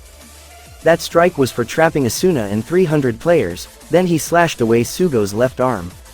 This is for using her in your dirty ambitions, Sugo roared again with such agony that even Kirito was scared of Naruto now. The third strike slashed away his right leg. This is for causing me to stab Kirito. Sugo eyes widened with so much tears running down. Kirito couldn't look at school brutality and turned his face away. And this is for using me like a puppet. With that said, Naruto bisecting Sugo's left leg. Sugo roar again in pain. Mercy, mercy, mercy. That's all Sugo can muttered with tears running down his cheeks. Mercy, you deserve no mercy. I could even spare the boss in Sao. But you don't deserve mercy at all, shouted Naruto with eyes widen in rage. He stood in battousai stance and slashed the body of Sugo in half. Sugo roared loudly one lady time before his avatar disappeared completely. It's over now, Kirito. I thank you for saving me, said Naruto and turned to Kirito to smile at him. It's nothing. I still repay enough though. You saved me twice, then saved Asuna from the clutch of that bastard. Whether you deny it or not, you are a true hero, Naruto, said Kirito and shook his head. How is Rika-chan? I never even met her IRL once, asked Naruto and looked down to the ground sadly. She is very worried about you. Like everybody else. Now you need to hurry up. You only have 2 days left before you died for real, said Kirito, then turned serious. Really? Well, I better return before the situation become worse. With Naruto used admin privileges to logged out. It's finally over. You are still there, right, Heathcliff? Kirito asked, then from the thin air Kayaba materialized. It's been a while, Kirito-kun, said Kayaba. So you still alive after all, said Kirito. Not really, I am just part of conciseness left by Kayaba, with intention to help Naruto-kun, said Kayaba. You seem so fixate on Naruto. Can I ask why? Asked Kirito curiously. No one know this, but the first person that invent the full dive technology was not me but my senpai. His name was Namikaze Minato. I just evolved the system further on and developed it. Even the Sao from the beginning was his idea, said Kayaba. What is Naruto's connection to that person? Asked Kirito. Naruto is the blooded son of Namikaze Minato. Though I think he may know that already or not. Naruto-kun's sharp mind came from him after all, said Kayaba. Kirito hearing that widened his eyes. I want you to use the seed. When it buds you will understand everything. You can delete it or forget it, that's your right. But if you have any feelings left besides hatred, said Kaya. Kirito just looked at the seed closely. Well, this is farewell, Kirito-kun. I hope we will meet again, said Kayaba and disappeared. Then the light come out from nowhere and began to overwhelm the hall. With that, Kirito disappeared in the light. Birdcage. Kirito appeared at the birdcage and began to call out. Yui, are you there? Yui appeared out of nowhere and embraced Kirito. I am so glad that you are okay. How is uncle? He returned to the real world already, is that so? I am so happy. We can gather together again. Papa, Mama, Uncle, Auntie and Yui, said Yui with tears of happiness in her eyes. Yeah, now I am going to your uncle and mama. Take care, Yui, said Kirito rubbing her head. Yui snuggled into the action and nod her head. With that, Kirito logged out. Kazuto's room. Kazuto slowly opened his eyes and saw that Suguha was already there. I am sorry, Oni-chan, but you were too long out there that I began to worry. So, did you succeed? Asked Suguha eagerly. Yes, now all is truest over, said Kazuto smiling and take off the Nervagear. Then let's go visiting them. Asuna-san and Naruto-kun, said Suguha with anticipation. Okay, let's go. Though just remember Naruto didn't know your real name yet, said Kazuto. Yeah, let's hurry. With that said, they dressed up then walked out of the house. Kirito rode a bike and Suguha sat behind him.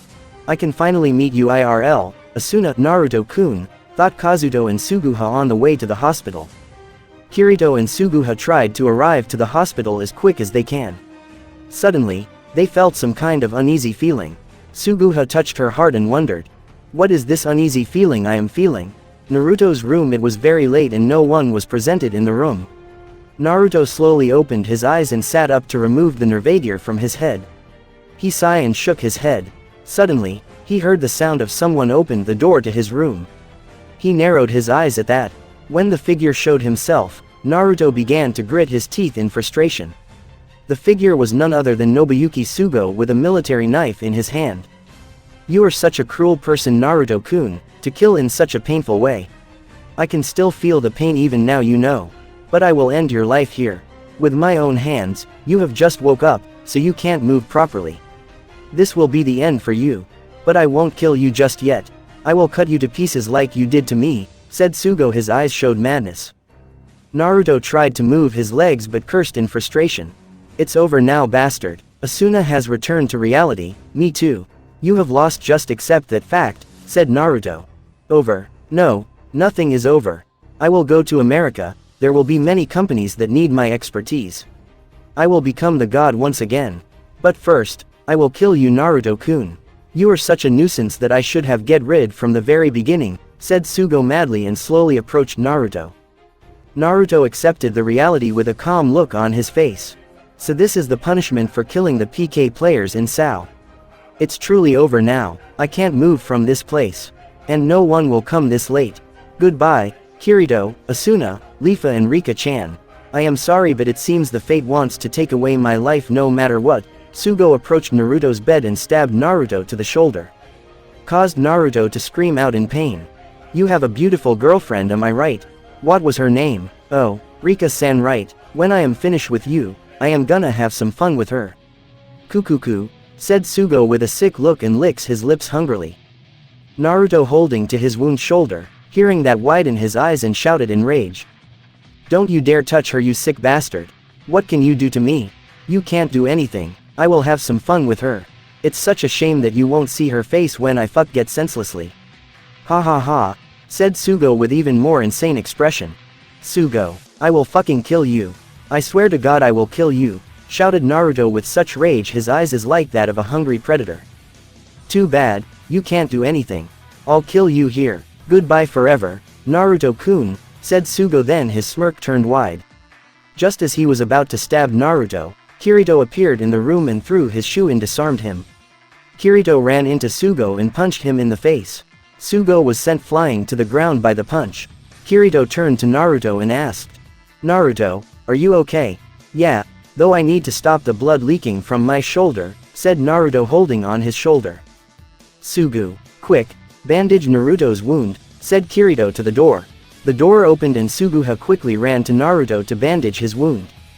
Okay, Naruto-kun? Asked Suguha worriedly. That voice, are you Leafa-chan?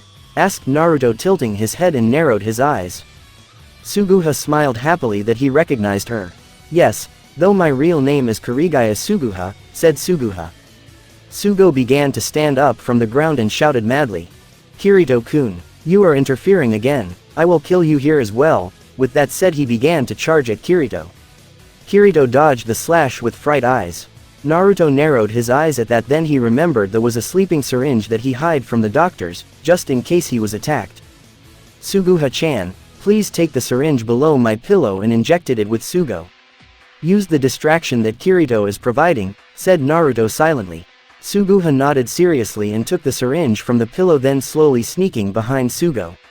Sugo is like a madman, just swings his knife in every direction. Kirito tried to dodge as much as he can, though he still received some slash. Then Kirito noticed he was cornered and widened his eyes. Ha ha ha, this is the end. Goodbye, Kirito-kun, shouted Sugo with insane look. Kirito closed his eyes waiting for the worst, but nothing happened. He opened his eyes and saw Suguha injected the sleeping syringe at Sugo's neck from behind. Sugo's widened in surprise, then he went limp on the ground. Suguha rushed to her cousin and asked, Are you alright, Oni-chan? Yeah, there was some minor wound, but it's not serious. What about Naruto? Asked Kirito, slowly stood up. I am fine. The bandage had stopped the wound from bleeding, answered Naruto and lied down to the bed. Then the door opened and Asuna came in. She looked at Naruto and saw that he was awakened. You are awake, Naruto. How do you feel? Asked Asuna in happiness. I am fine, but you better go to Kirito. You guys have waited so long for this moment after all, said Naruto, pointing at the standing figure of Kirito. Asuna then turned to Kirito and jumped to his arms, embraced him tightly. Kirito-kun, I am so happy to see you are alright. Yeah, me too, Asuna, said Kazuto. Asuna leaned in and began to kiss Kazuto passionately. Kazuto also kissed her back with such passion. Naruto just looked amused at that. Suguha though looked bright red and turning her face away in embarrass. Naruto decided to ruin their mound that moment. Oi, you two better take a room. It's not very pleasant to see you two suck each other's mouth, you know. Asuna and Kirito, hearing that, stopped the kissing and turned to Naruto with a glare, then both said at the same time. You just ruined the whole mood, you idiot. Then Asuna proposed to go to her room so that they can speak privately. Kirito agreed and they began to left Naruto's room. Suguha, seeing that only she and Naruto remained in the room, and began to fidgeting nervously. Naruto just looked at her for a while and said, "You know I am with Rika-chan now, right? So what have you decided? I don't want to feel heartbreak anymore. You know, I used to have a crush on Oni-chan. But he only saw as a sister, and that broke my heart. Then when he returned from Sao, I was so happy that he was back. I thought I had a chance with him. But then found out that he was in love with Asuna-san. That really broke my heart. I decided to play a VR MMO in hope to forget that heartbreak. Then I meet you. At first I thought you were some kind of arrogant tem, because of your title. But you were nothing as I expected. As the time passed, the more time I spend with you, the more time I realized that I fall for you. That's why I decided that I won't give up my love this time. Even if it means sharing you," said Suguha with determination. Naruto just looked at her softly. Then he said, "I wouldn't mind to have two hot girlfriend by my side. Just don't think I am some kind of player though." "Oh. All your memory was back, right?" asked Suguha with mischievous eyes. "Yeah," answered Naruto blinking. "Then you remembered the time you flirted with Sakuya and Alicia, right?" asked Suguha with a smirk. Naruto began to pale. His mouth opened and closed several times. "What will Rika-san think if she found out, I wonder?" asked Suguha mysteriously. No, don't tell her. Rika will skin me alive. She is super jealous," said Naruto in panic with a pale face. "Then I want a kiss from you." I promised I won't tell anything to Rika-san," muttered Suguha with a red face. Naruto just smiled softly and cupped her cheek, then leaned in to kiss her passionately. It was the first kiss for Suguha, and she felt a very strange yet pleasant sensation on her lips. They kissed for a while, then Naruto broke the kiss. He looked at Suguha's face and smirked. She was in daze. "My name is Uzumaki Naruto. Nice to meet you, Sugu-chan," said Naruto, caressing her cheek. "I am Kurigaya Suguha. It's a pleasure to meet you, Naruto-kun," said Suguha, smiling with tears of happiness run down her cheeks. Naruto embraced her in his arms and closed his eyes. 2 months later, Naruto and Asuna can finally walk properly and return to their normal routine. So something has happened. Yuki Shozu, in order to repay Naruto for saving his daughter twice, proposed to adopt Naruto. Naruto, hearing that, gladly accept. Asuna also very glad that now she has a little brother. Sugo was captured by the police the next morning when he assaulted Naruto. Naruto asked the police interrogated him for the name of the person that has paid Sugo to trapped him in aloe. Sugo answered truthfully that he didn't tell him his name, and said that just called him Prince of Hell. Hearing that name, causing Naruto to surprised greatly, as that was the avatar name of the leader of Laughing Coffin. Now in the school that created for Alan the survivors of Sao. Kirito is lying on the table bored. Then he heard a knock on the door and turned his lazy eyes to the direction. The teacher told the person to come in. When that person came in, it caused Kirito to full awake. "Nice to meet you all. My name is Yuki Uzumaki Naruto. I hope we all can become friends," said Naruto, smiling briskly. The class was silent for a second, then began shouted randomly. "Oh my god, the hero of Sao is in my class. Hya, Naruto-sama is in my class now. The same Naruto-san, that single-handedly killed 2 boss. I am gonna catch him, then strapped him in my bed and rape him the while day." Naruto, hearing that, began to tremble fearfully. Then the teacher told him to find a place to sit. He sat behind Kirito and the lesson continued. Time skip after class. Naruto's presence quickly become popular. He was chased down by the newly reinstated fan club hat consisting of the females. From the distance, Kirito has meet up with Asuna. She brought the lunch for Kirito and Naruto. Kirito looked at all the girls that chasing Naruto in amusement and turned to Asuna. "Don't you want to help him? He is your brother now after all." "No, it's more fun to see him running from fan girls like that. Also, I'd want to see Rika's face when she found out," said Asuna, and giving Kirito his lunch. "That's cruel even for you, Asuna. After being to nearly tear apart by the fan girls. Naruto must face Rika's wrath also. I pity him. Amen. I hope your soul will be free, Naruto," said Kirito, and bowed his head in pity. Asuna smiling in amusement. Then she looked closely at Kirito and began to lean in. Kirito seeing that also lean in. But the ring sound of Asuna's phone has ruined the mood. Asuna turned murdeously to the phone and said in irritation. "Who is it? Oni-chan. Left me some lunch, okay?" said Naruto, panting through the phone. Asuna hearing that caused a tick mark appeared in her forehead. Then she shout out on anger to the phone. You've completely ruined the mood, Baka. The she turned off her phone with a huff. Kirito just laughing nervously at that. With Rika. At first Rika was glad that her boyfriend will be study here. But it quickly turned to irritation.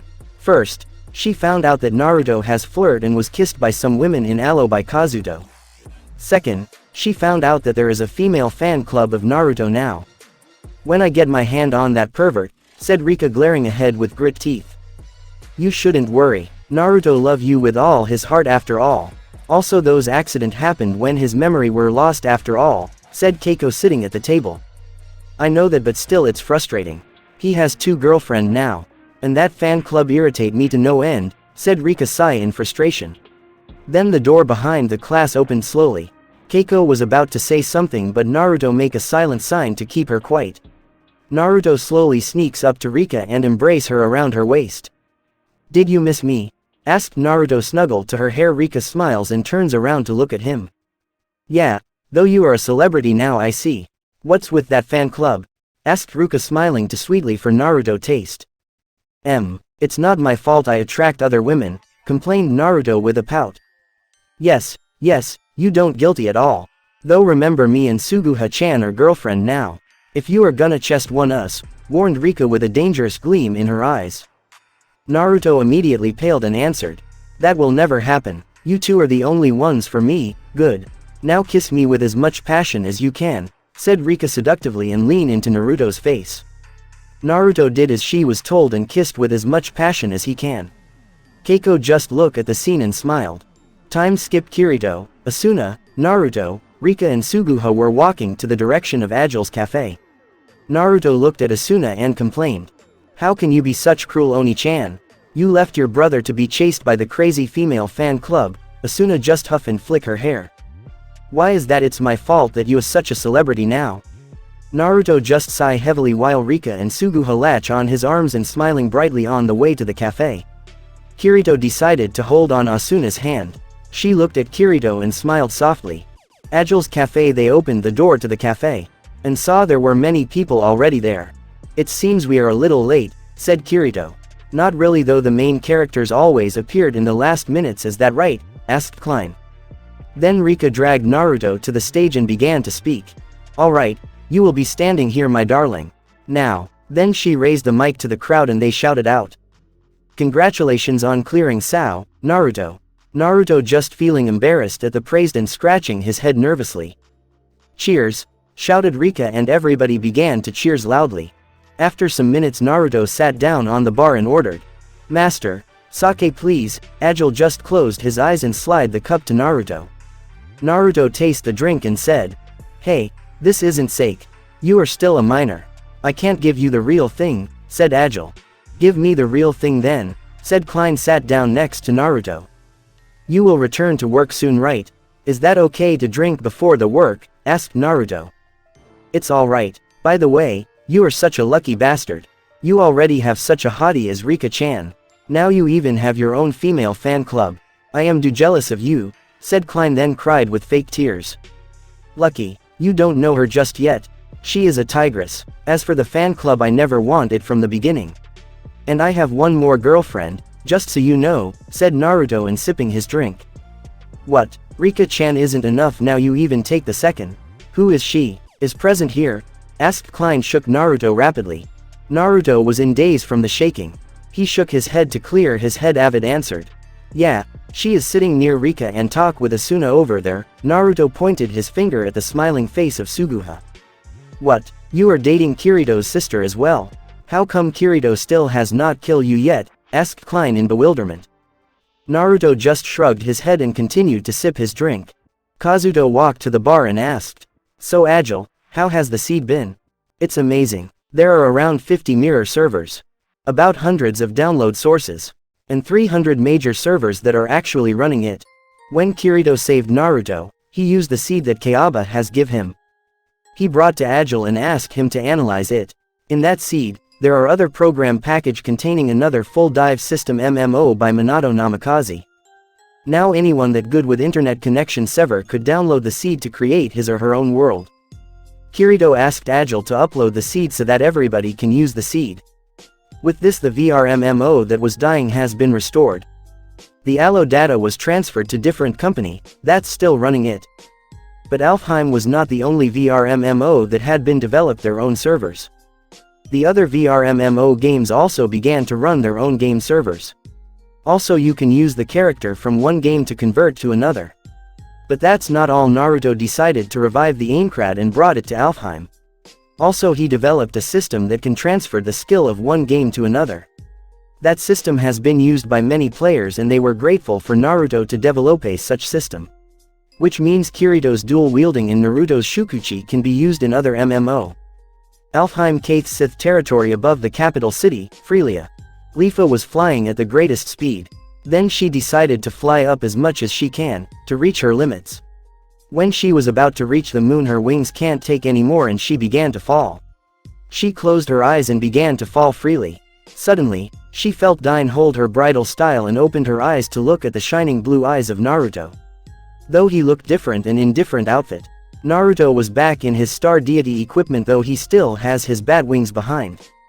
So this is how you looks like when you are in Sauha? Asked Leafa. Yes, I decided to not use my past avatar from Allo. As it remind me how I lost my memories, how I stabbed Kirito when being controlled by that four-eyed bastard, said Naruto smiling at her. Wait here a minute and we'll see something really amazing, said Naruto mysteriously. What is it? What will be so amazing? Asked Leafa curiously. Just wait a minute, though looking at you with the moon background make me want to do something, said Naruto softly. What is it? Leafa whispered back. Naruto just closed his eyes smirking, then began to flew up so that they were hovering in the middle of the moon. This, said Naruto and kissed her deeply. Leafa kissed back as well. If you watch from the far you will see the two people kissing each other hovering in the middle of the moon. The sight was just magnificent for anyone to see. Naruto broke the kiss, the caressing her cheek tenderly. Leafa just leaned to his touch. Then the sound of the bell ringing was heard. Naruto turned to look at the moon and smirked. Here it come. What is it? Will something appear on the moon? Asked Leafa curiously. Naruto just smirks and look at the moon. Slowly the shadow began to descend from the moon. When it descend to a proper distance you can see the floating castle of Aincrad. How? Why is it here? Asked Leafa at shock. Isn't it obvious? I revived the castle of Aincrad. Last time, I couldn't clear it properly, but this time I will clear it. All the 100 floors. Will you help me, Leafa? Asked Naruto turning to Leafa and smiled. I will go with you anywhere, Naruto-kun, said Leafa smiling softly. So you really have returned the Aincrad. You are really something, Naruto, said Kirito flying to them with Asuna in his side. I wouldn't expect nothing less from the legendary battousai, said Klein and raised his thumb up. Era, I didn't know my darling has 2 concubines. But it won't matter, I will take him all to myself, said Sakuya looking at Naruto with lust. Naruto Yuki Uzumaki, you better explain this to me right now, shouted Lisbeth furiously with the eyes of a demon. Let's race. Whoever reach Aincrad first, I will give free cashes, said Naruto fearfully and propel forward like a rocket. Stop right now, you womanizer. When I catch you, you will be begging your knees for weeks, shouted Lisbeth and followed Naruto. Everybody just looked at the scene in amusement. I didn't know Naruto was this whipped, said Klein. With that they all laughed loudly and flew to Aincrad. Thanks for watching. I hope you enjoyed. Thank you to our members for all the support.